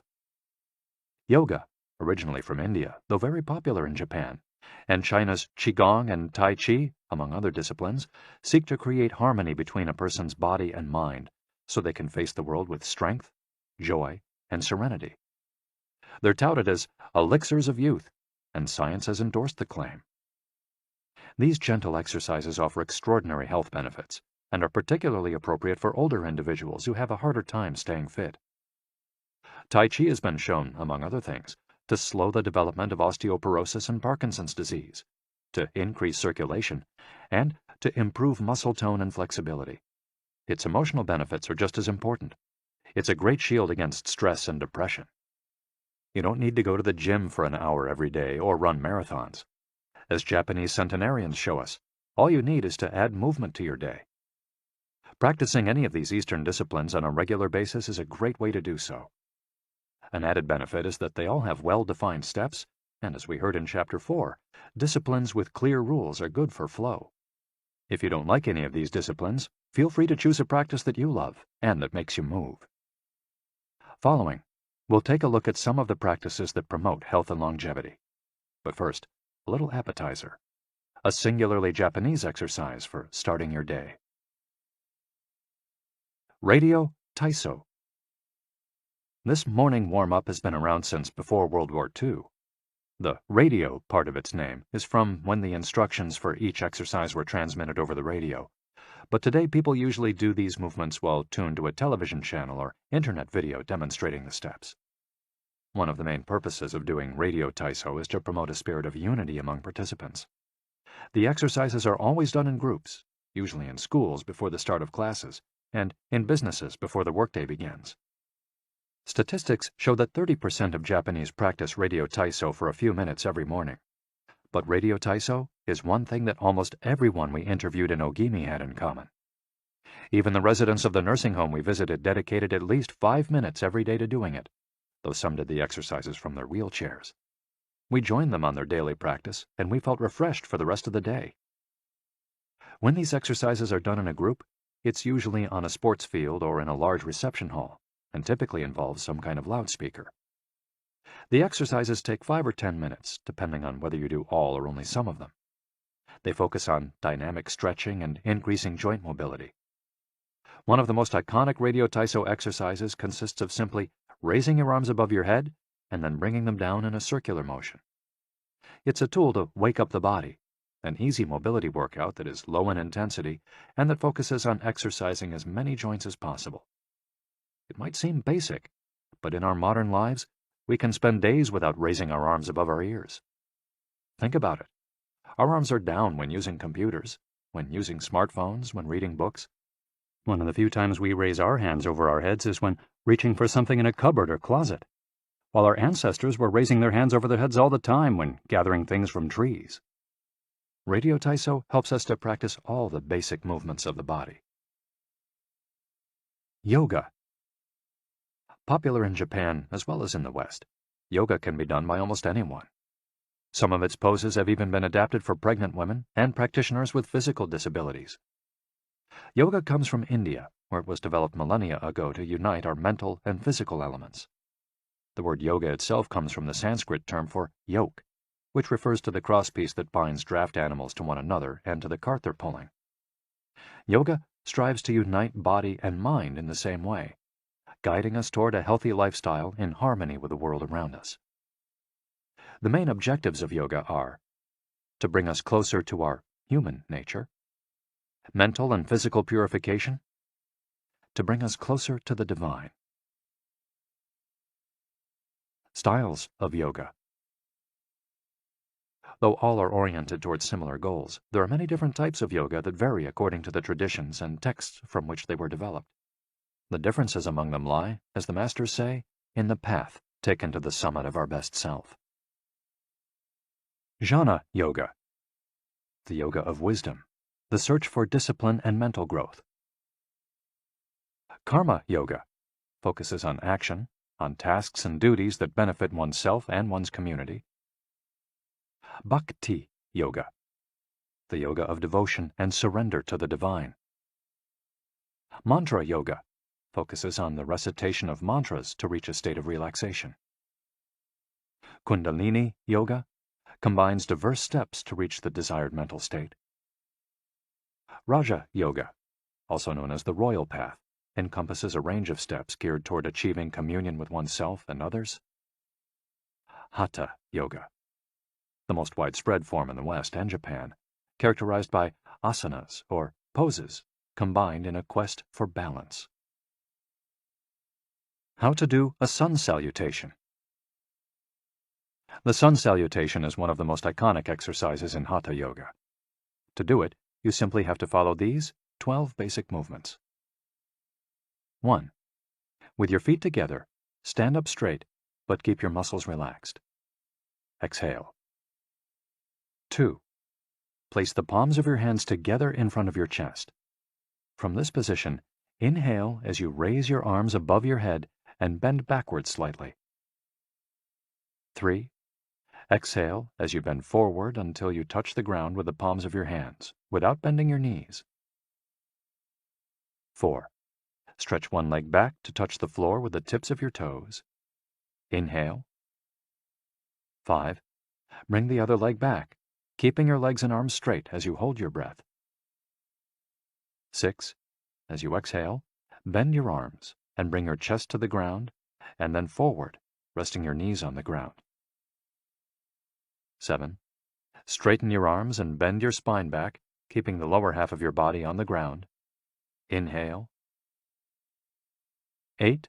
With your hands and feet on the ground, lift your hips until your arms and legs are straight and your body forms an upside-down V. Exhale throughout the movement. 9. Bring forward the same leg you'd stretched back earlier and bend it so that your knee and foot are aligned under your head and between your hands. Inhale. 10. Exhale as you bring your back foot forward and straighten your legs, keeping your hands on the ground as in posture 3. 11. Bring your arms above your head with your palms together and bend backwards slightly as you did in posture 2 while you inhale. 12. Lower your arms to their initial position in mountain pose while you exhale. You've just greeted the sun. Now you're ready to have a fantastic day. Tai Chi. Also known as Tai Chi Chuan, Tai Chi is a Chinese martial art that can be traced back hundreds of years to Buddhism and Confucianism. It's very popular in Japan, too. According to Chinese tradition, it was created by the Taoist master and martial arts practitioner Zhang Sanfeng, though it was Yang Luchan who in the 19th century brought the form to the rest of the world. Tai Chi was originally a neijia, or internal martial art, meaning its goal was personal growth. Focused on self-defense, it teaches those who practice it to defeat their adversaries by using the least amount of force possible and by relying on agility.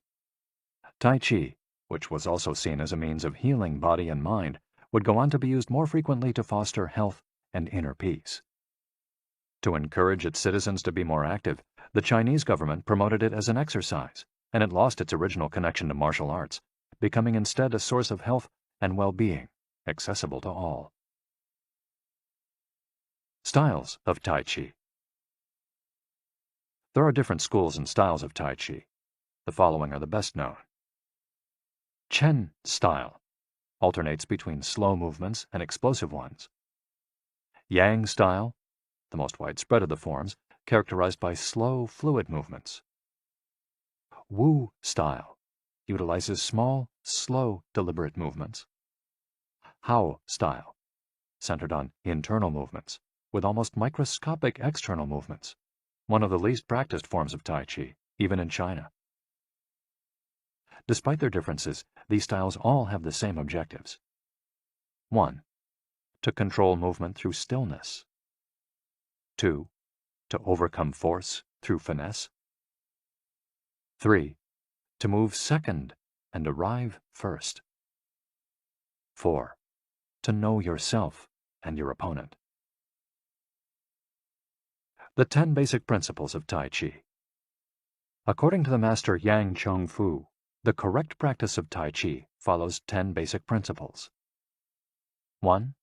Elevate the crown of your head and focus all your energy there. 2. Tighten your chest and expand your back to lighten your lower body. 3. Relax your waist and let it guide your body. 4. Learn to differentiate between heaviness and lightness, knowing how your weight is distributed. 5. Relax the shoulders to allow free movement of the arms and promote the flow of energy. 6. Value the agility of the mind over the strength of the body. 7. Unify the upper and lower body so they act in concert. 8. Unify the internal and the external to synchronize mind, body, and breath. 9. Do not break the flow of your movement. Maintain fluidity and harmony. 10. Look for stillness in movement. An active body leads to a calm mind. Imitating clouds. One of the best-known movements in Tai Chi consists of following the form of clouds in an exercise called wave hands like clouds. Here are the steps. 1. Extend your arms in front of you with your palms down. 2. Turn your palms to face in, as though you were hugging a tree trunk. 3. Open your arms out to the side. 4. Bring the left arm up and center, and the right arm down and center. 5. Trace the shape of a ball in front of your body. 6. Turn your left palm toward your face. 7. Shift your weight to your left foot and pivot from your hip toward that side, while your eyes follow the movement of your hand. 8. Bring your left hand to your waist and your right hand in front of your face. 9. Shift your weight to your right foot. 10. Pivot toward your right, looking at your raised right hand the entire time. 11. Repeat this movement fluidly, shifting your weight from one foot to the other as you reposition your hands. 12. Stretch your arms out in front of you again and bring them down slowly, returning to your initial position. Qigong, also known as Qi Kung. Its name combines Qi, life force or energy, and Gong, work, indicating that the form works with the individual's life force. Though relatively modern, especially under its current name, the art of Qigong is based on the Tao Yin, an ancient art meant to foster mental and physical well-being. The practice began to appear in reports on training in martial arts at the beginning of the 20th century, and by the 1930s was being used in hospitals. The Chinese government later popularized it, as it had done with Tai Chi. Qigong involves static and dynamic physical exercises that stimulate respiration in a standing, seated, or reclined position.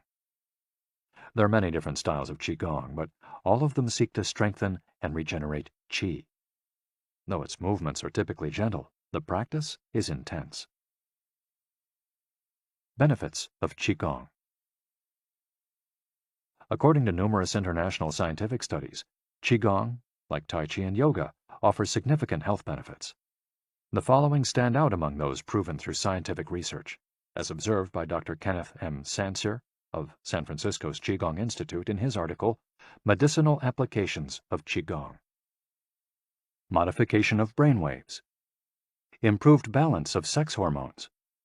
Lower mortality rate from heart attacks. Lower blood pressure in patients with hypertension. Greater bone density. Better circulation. Deceleration of symptoms associated with senility. Greater balance and efficiency of bodily functions. Increased blood flow to the brain and greater mind-body connection. Improved cardiac function. Reduction in the secondary effects of cancer treatments. Practicing these arts not only keeps us in shape, it also helps extend our lives. Methods for practicing Qigong. In order to practice Qigong correctly, we should remember that our life energy flows through our whole body. We should know how to regulate its many parts. 1. Tiao Shen. Regulating the body by adopting the correct posture. It's important to be firmly rooted to the ground. 2. Tiao Shi. Regulating the breath until it is calm, steady, and peaceful. 3. Tiao Xin. Regulating the mind, the most complicated part as it implies emptying the mind of thoughts. Tiao Qi. Regulating the life force through the regulation of the 3 prior elements so that it flows naturally. 5. Tiao Shen. Regulating the spirit. The spirit is both strength and root in battle, as Yang Ming explains in The Essence of Taiji Qigong. In this way, the whole organism will be prepared to work together toward a single goal. The 5 elements of Qigong. One of Qigong's best-known exercises is a series representing the 5 elements: earth, water, wood, metal, and fire. This series of movements seeks to balance the 5 currents of energy in order to improve brain and organ function. There are several ways to do these movements. In this case, we're following the model of Professor Maria Isabel Garcia Monreal from the Qigong Institute in Barcelona. Earth. 1. Stand with your legs apart and your feet directly below your shoulders. 2. Turn your feet outwards slightly to straighten the posture. 3. Keep your shoulders relaxed and down, and your arms loose at your sides, slightly away from your body. This is the Wu Qi, or rooted posture. 4. As you inhale, raise your arms in front of you until your hands are level with your shoulders, your palms facing down. 5. Exhale as you bend your knees and bring your arms down until your hands are level with your stomach, your palms facing in. 6. Hold this position for a few seconds, focusing on your breath. Water. Starting from earth posture, bend your knees into a squat, keeping your chest upright and exhaling throughout. 2. Press your coccyx downward to stretch your lumbar spine. 3. As you inhale, stand to return to earth posture. 4. Repeat twice for a total of 3. Wood. 1. Starting from earth posture, turn your palms upward and open your arms to the side, forming a circle as you inhale until your hands are level with your clavicle. Turn your hands so that your palms and elbows point downward while keeping your shoulders relaxed. 2. Reverse the movement as you exhale, making a downward circle with your arms until you reach your initial position. 3. Repeat twice for a total of 3. Metal. 1. Starting from earth posture, raise your arms until your hands are level with your sternum. 2. Turn your palms toward each other, about 4 inches apart, with your fingers relaxed and slightly separated, pointing upward. 3. As you inhale, move your hands away from each other until they are shoulder-width apart. 4. As you exhale, bring your hands toward each other until they are back in position 2. 5. Repeat twice for a total of 3, observing the concentration of energy as you bring your hands together in front of your lungs. Fire. 1. Starting from earth posture, bring your hands level with your heart as you inhale, with one hand slightly above the other and your palms facing each other. 2. Rotate your hands to feel the energy of your heart. 3. Turn from your waist gently to the left, keeping your torso relaxed and your forearms parallel to the ground. 4. With your palms still facing each other, separate your hands, bringing one up until it is level with your shoulder and the other down in front of your abdomen. 5. Turn from your waist gently to the right, keeping your torso relaxed and your forearms parallel to the ground. 6. As you exhale, let your hands come back together in front of your heart. 7. With your palms still facing each other, separate your hands, bringing one up until it is level with your shoulder and the other down in front of your abdomen. Completing the series. 1.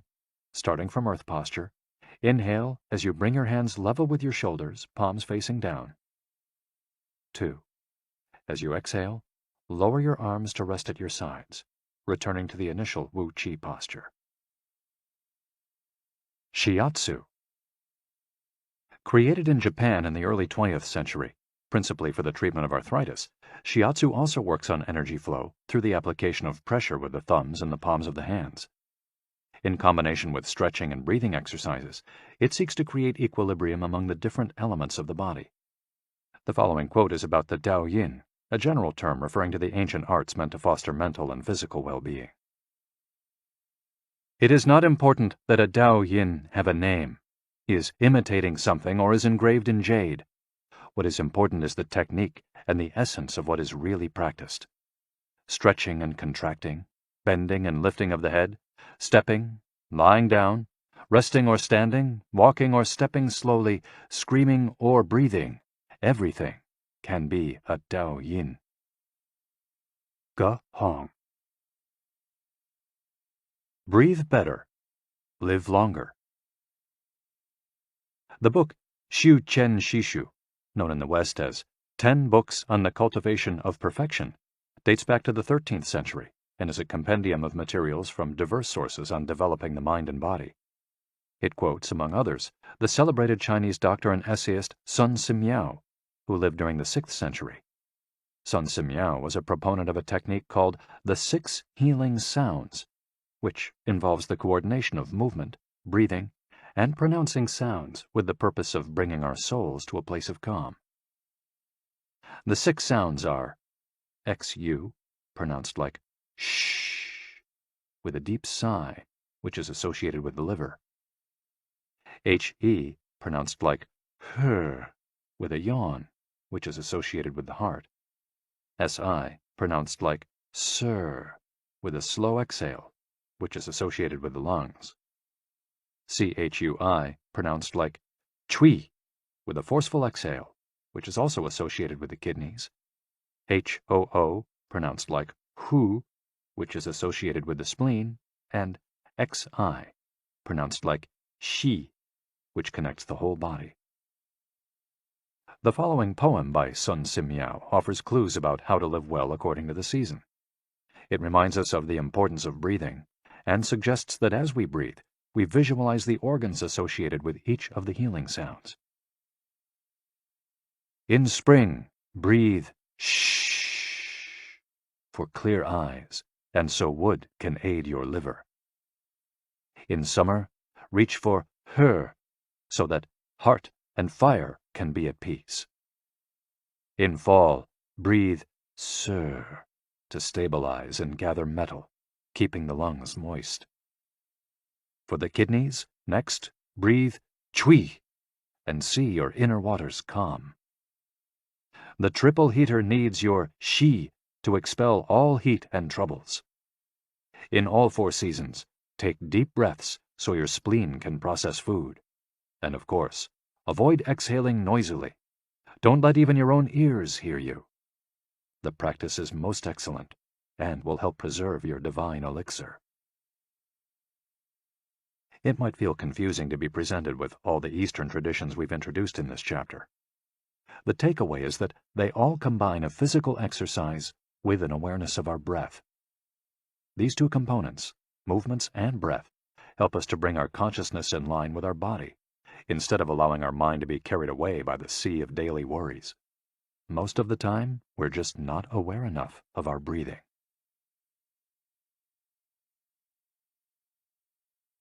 Chapter 9. Resilience and Wabisabi. How to face life's challenges without letting stress and worry age you. What is resilience? One thing that everyone with a clearly defined Ikigai has in common is that they pursue their passion no matter what. They never give up, even when the cards seem stacked against them or they face one hurdle after another. We're talking about resilience, a concept that's become influential among psychologists. But resilience isn't just the ability to persevere. As we'll hear in this chapter, it's also an outlook we can cultivate to stay focused on the important things in life, rather than what is most urgent, and keep ourselves from being carried away by negative emotions. In the final section of the chapter, we'll explore techniques that go beyond resilience to cultivate anti-fragility. Sooner or later, we all have to face difficult moments, and the way we do this can make a huge difference to our quality of life. Proper training for our mind, body, and emotional resilience is essential for confronting life's ups and downs. Nana Korobia Oki. Fall 7 times. Rise 8. Japanese proverb. Resilience is our ability to deal with setbacks. The more resilient we are, the easier it will be to pick ourselves up and get back to what gives meaning to our lives. Resilient people know how to stay focused on their objectives, on what matters, without giving in to discouragement. Their flexibility is the source of their strength. They know how to adapt to change and to reversals of fortune. They concentrate on the things they can control and don't worry about those they can't. In the words of the famous Serenity Prayer by Reinhold Niebuhr, God, give us grace to accept with serenity the things that cannot be changed, courage to change the things which should be changed, and the wisdom to distinguish the one from the other. Emotional resilience through Buddhism and Stoicism. Siddhartha Gautama, Buddha, was born a prince of Kapilavastu, Nepal, and grew up in a palace, surrounded by riches. At 16, he married and had a child. Not satisfied by his family's wealth,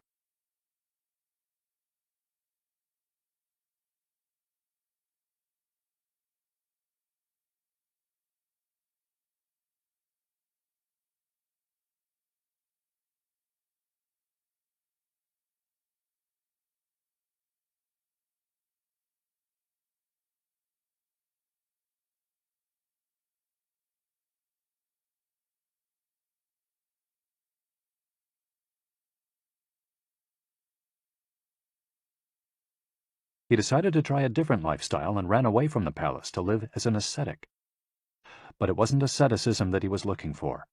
It didn't offer the happiness and well-being he sought. Neither wealth nor extreme asceticism worked for him.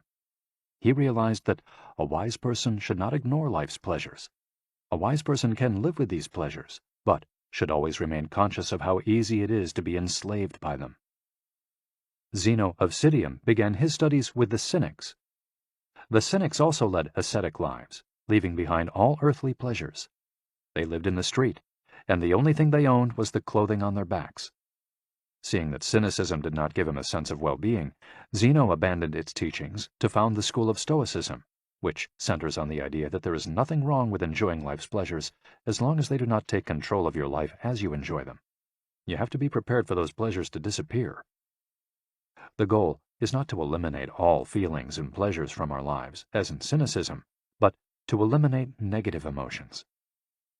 Since their inception, one of the objectives of both Buddhism and Stoicism has been to control pleasure, emotions, and desires.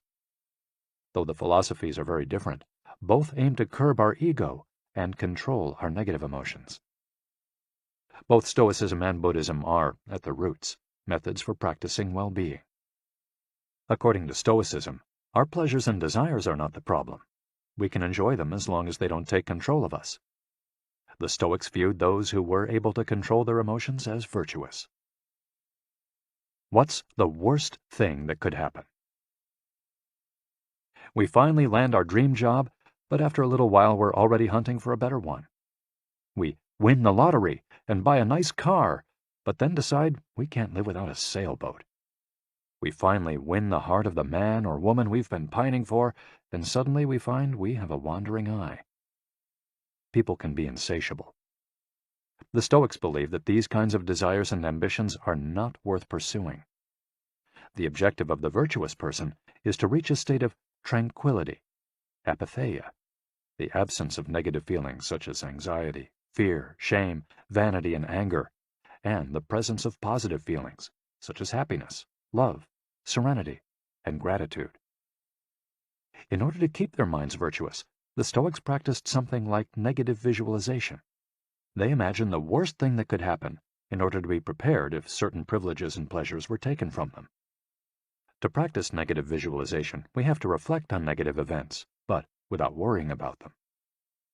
Seneca, one of the richest men in ancient Rome, lived a life of luxury, but was, nonetheless, an active Stoic. He recommended practicing negative visualization every night before falling asleep. In fact, he not only imagined these negative situations, he actually put them into practice. For example, by living for a week without servants, or the food and drink he was used to as a wealthy man. As a result, he was able to answer the question, what's the worst thing that could happen? Meditating for healthier emotions. In addition to negative visualization and not giving in to negative emotions, another central tenet of Stoicism is knowing what we can control and what we can't, as we see in the Serenity Prayer. Worrying about things that are beyond our control accomplishes nothing. We should have a clear sense of what we can change and what we can't, which in turn will allow us to resist giving in to negative emotions.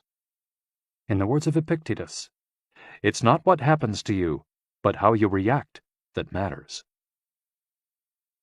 In Zen Buddhism, Meditation is a way to become aware of our desires and emotions, and thereby free ourselves from them. It's not simply a question of keeping the mind free of thoughts, but instead involves observing our thoughts and emotions as they appear, without getting carried away by them. In this way, we train our minds not to get swept up in anger, jealousy, or resentment. One of the most commonly used mantras in Buddhism focuses on controlling negative emotions. Om Mani Padme Hum, in which Om is the generosity that purifies the ego, Ma is the ethics that purifies jealousy, Ni is the patience that purifies passion and desire, Pad is the precision that purifies bias, Me is the surrender that purifies greed, and Hum is the wisdom that purifies hatred. The here and now and the impermanence of things. Another key to cultivating resilience is knowing in which time to live. Both Buddhism and Stoicism remind us that the present is all that exists, and it is the only thing we can control. Instead of worrying about the past or the future, we should appreciate things just as they are in the moment, in the now. The only moment in which you can be truly alive is the present moment, observes the Buddhist monk Thich Nhat Hanh. In addition to living in the here and now, the Stoics recommend reflecting on the impermanence of the things around us.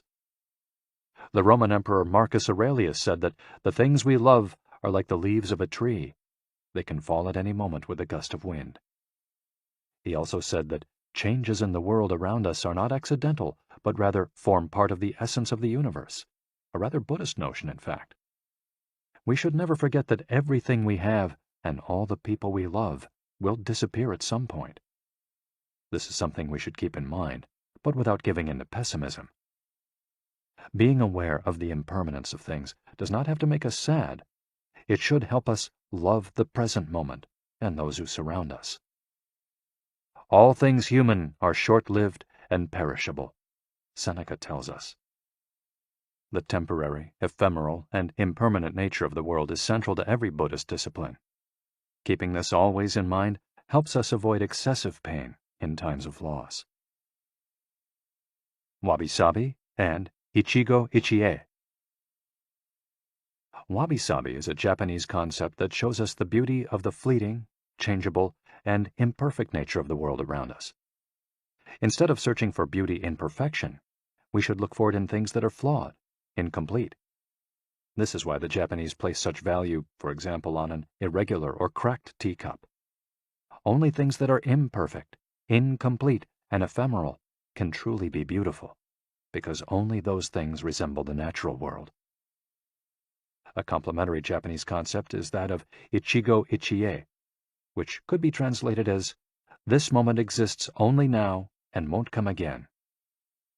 It's heard most often in social gatherings as a reminder that each encounter, whether with friends, family, or strangers, is unique and will never be repeated, meaning that we should enjoy the moment and not lose ourselves in worries about the past or the future.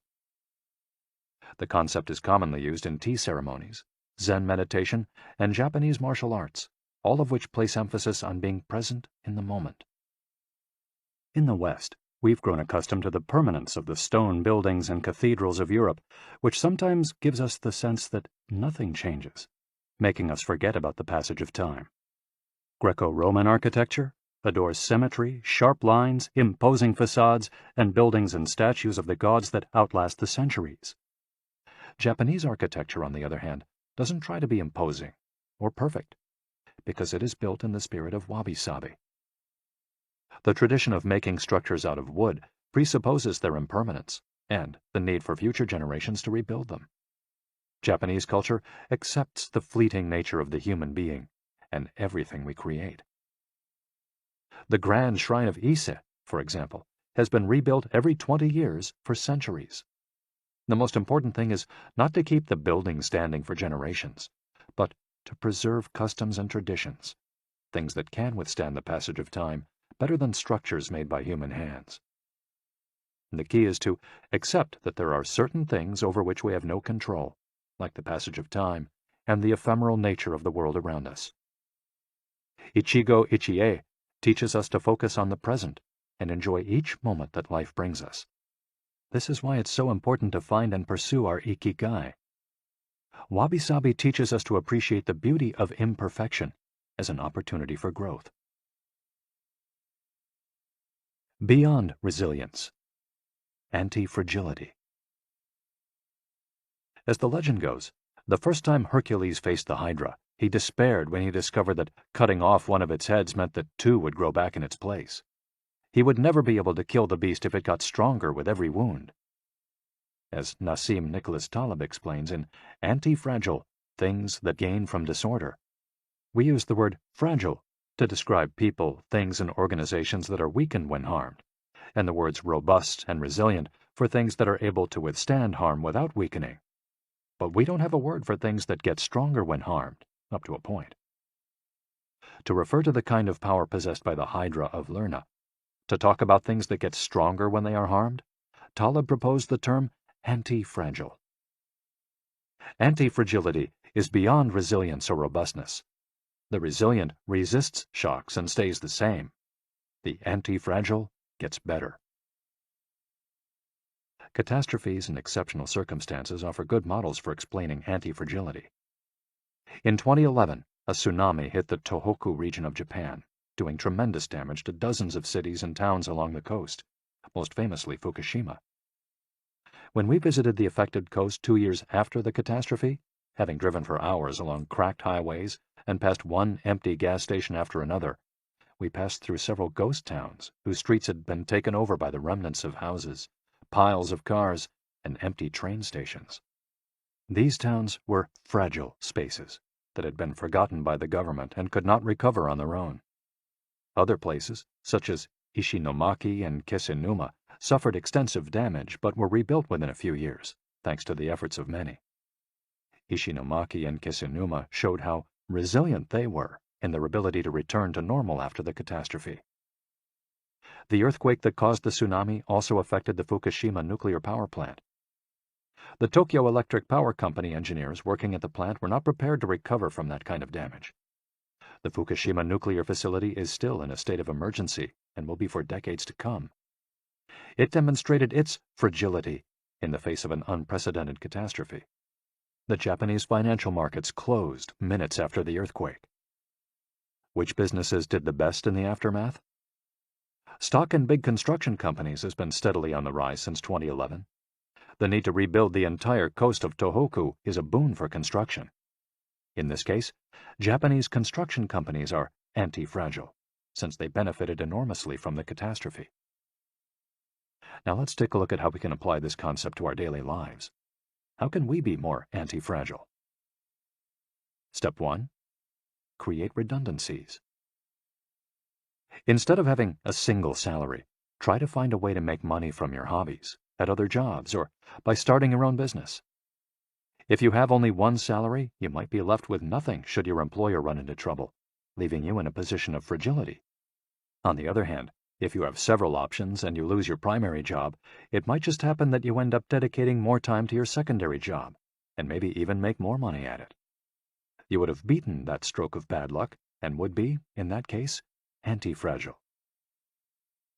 100% of the seniors we interviewed in Ogimi had a primary and secondary occupation. Most of them kept a vegetable garden as a secondary job and sold their produce at the local market. The same idea goes for friendships and personal interests. It's just a matter, as the saying goes, of not putting all your eggs in one basket. In the sphere of romantic relationships, there are those who focus all their energy on their partner and make him or her their whole world. Those people lose everything if the relationship doesn't work out. Whereas, if they've cultivated strong friendships and a full life along the way, they'll be in a better position to move on at the end of a relationship. They'll be anti-fragile. Right now, you might be thinking, I don't need more than one salary, and I'm happy with the friends I've always had. Why should I add anything new? It might seem like a waste of time to add variation to our lives because extraordinary things don't ordinarily happen. We slip into a comfort zone. But the unexpected always happens, sooner or later. Step 2. Bet conservatively in certain areas and take many small risks in others. The world of finance turns out to be very useful in explaining this concept. If you have $10,000 saved up, you might put $9,000 of that into an index fund or fixed-term deposit and invest the remaining $1,000 in 10 startups with huge growth potential, say $100 in each. One possible scenario is that 3 of the companies fail. You lose $300. The value of 3 other companies goes down. You lose another $100 or $200. The value of 3 goes up. You make $100 or $200. And the value of one of the startups increases 20-fold. You make nearly $2,000, or maybe even more. You still make money, even if 3 of the businesses go completely belly up. You've benefited from the damage, just like the Hydra. The key to becoming anti-fragile is taking on small risks that might lead to great reward without exposing ourselves to dangers that might sink us, such as investing $10,000 in a fund of questionable reputation that we saw advertised in the newspaper. Step 3. Get rid of the things that make you fragile. We're taking the negative route for this exercise. Ask yourself, what makes me fragile? Certain people, things, and habits generate losses for us and make us vulnerable. Who and what are they? When we make our New Year's resolutions, we tend to emphasize adding new challenges to our lives. It's great to have this kind of objective, but setting good riddance goals can have an even bigger impact. For example, stop snacking between meals. Eat sweets only once a week. Gradually pay off all debt.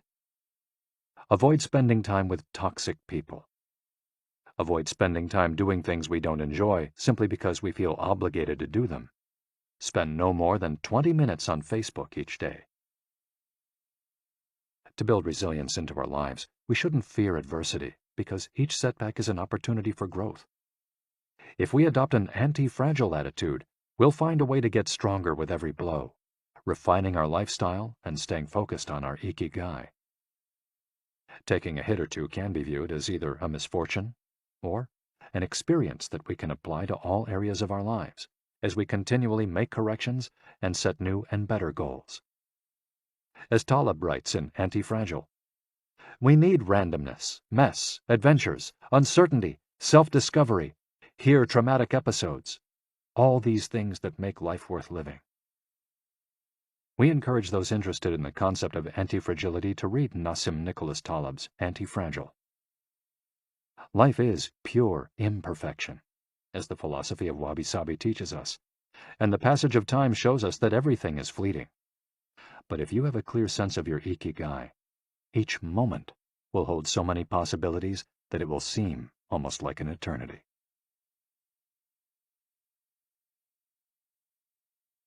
Epilogue.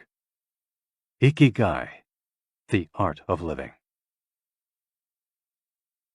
Mitsuo Aida was one of the most important calligraphers and haikuists of the 20th century. He is yet another example of a Japanese person who dedicated his life to a very specific Ikigai, communicating emotions with 17-syllable poems using a shodo calligraphy brush.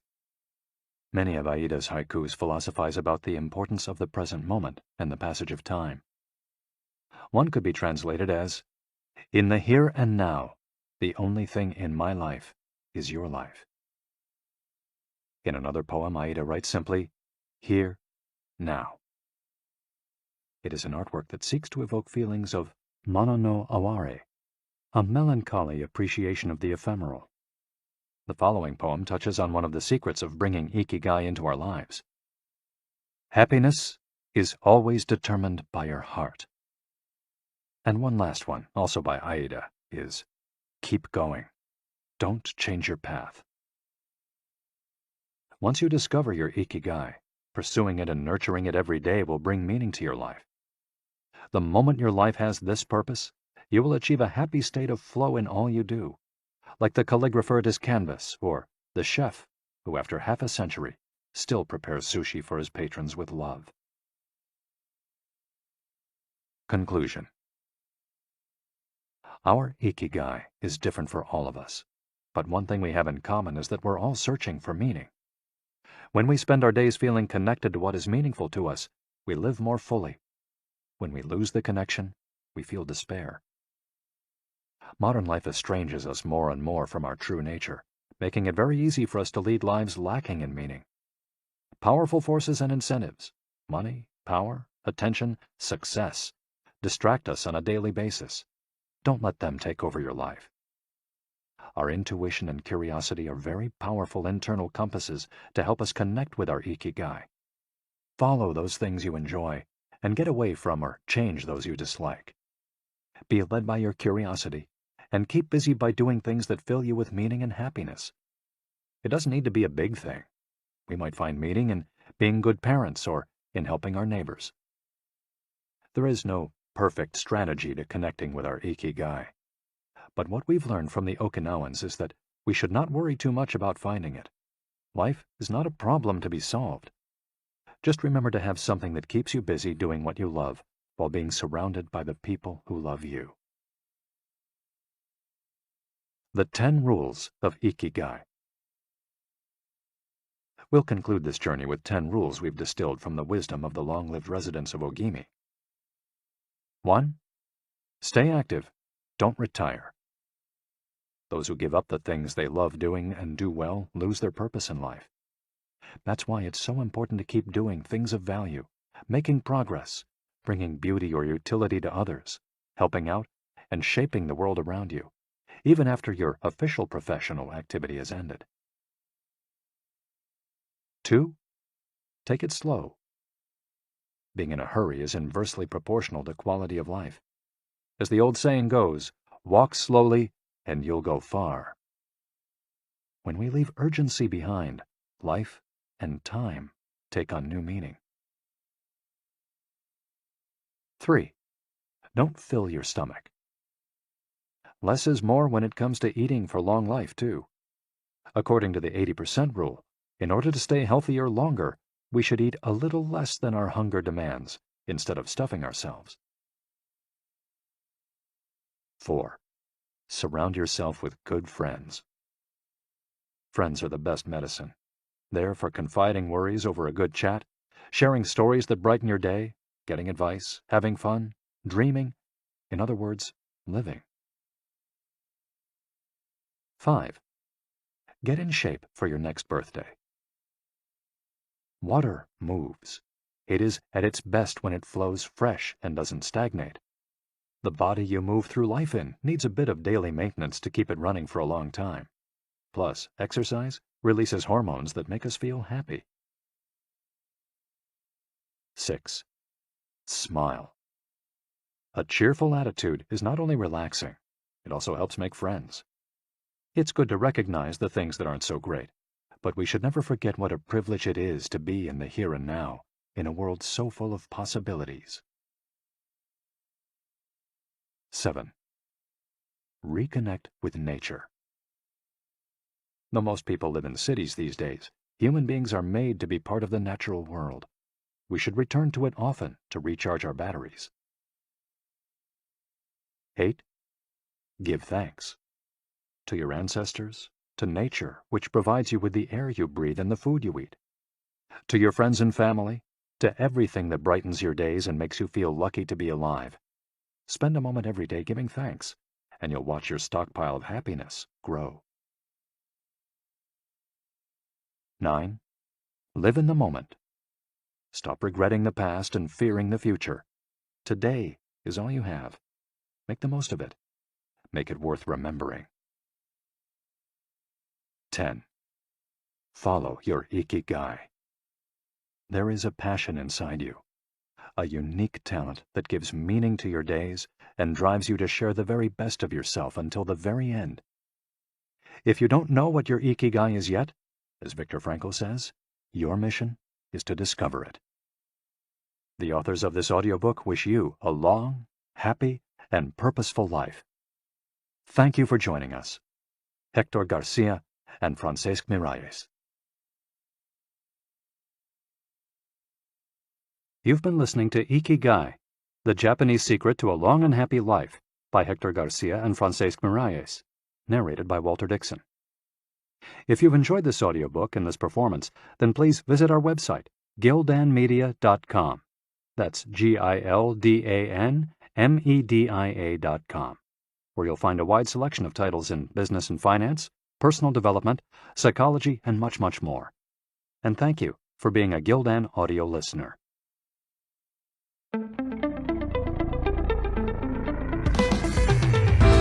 This has been a Gildan audio production. For more affordable, mind-enriching programs, visit our website at gildanmedia.com.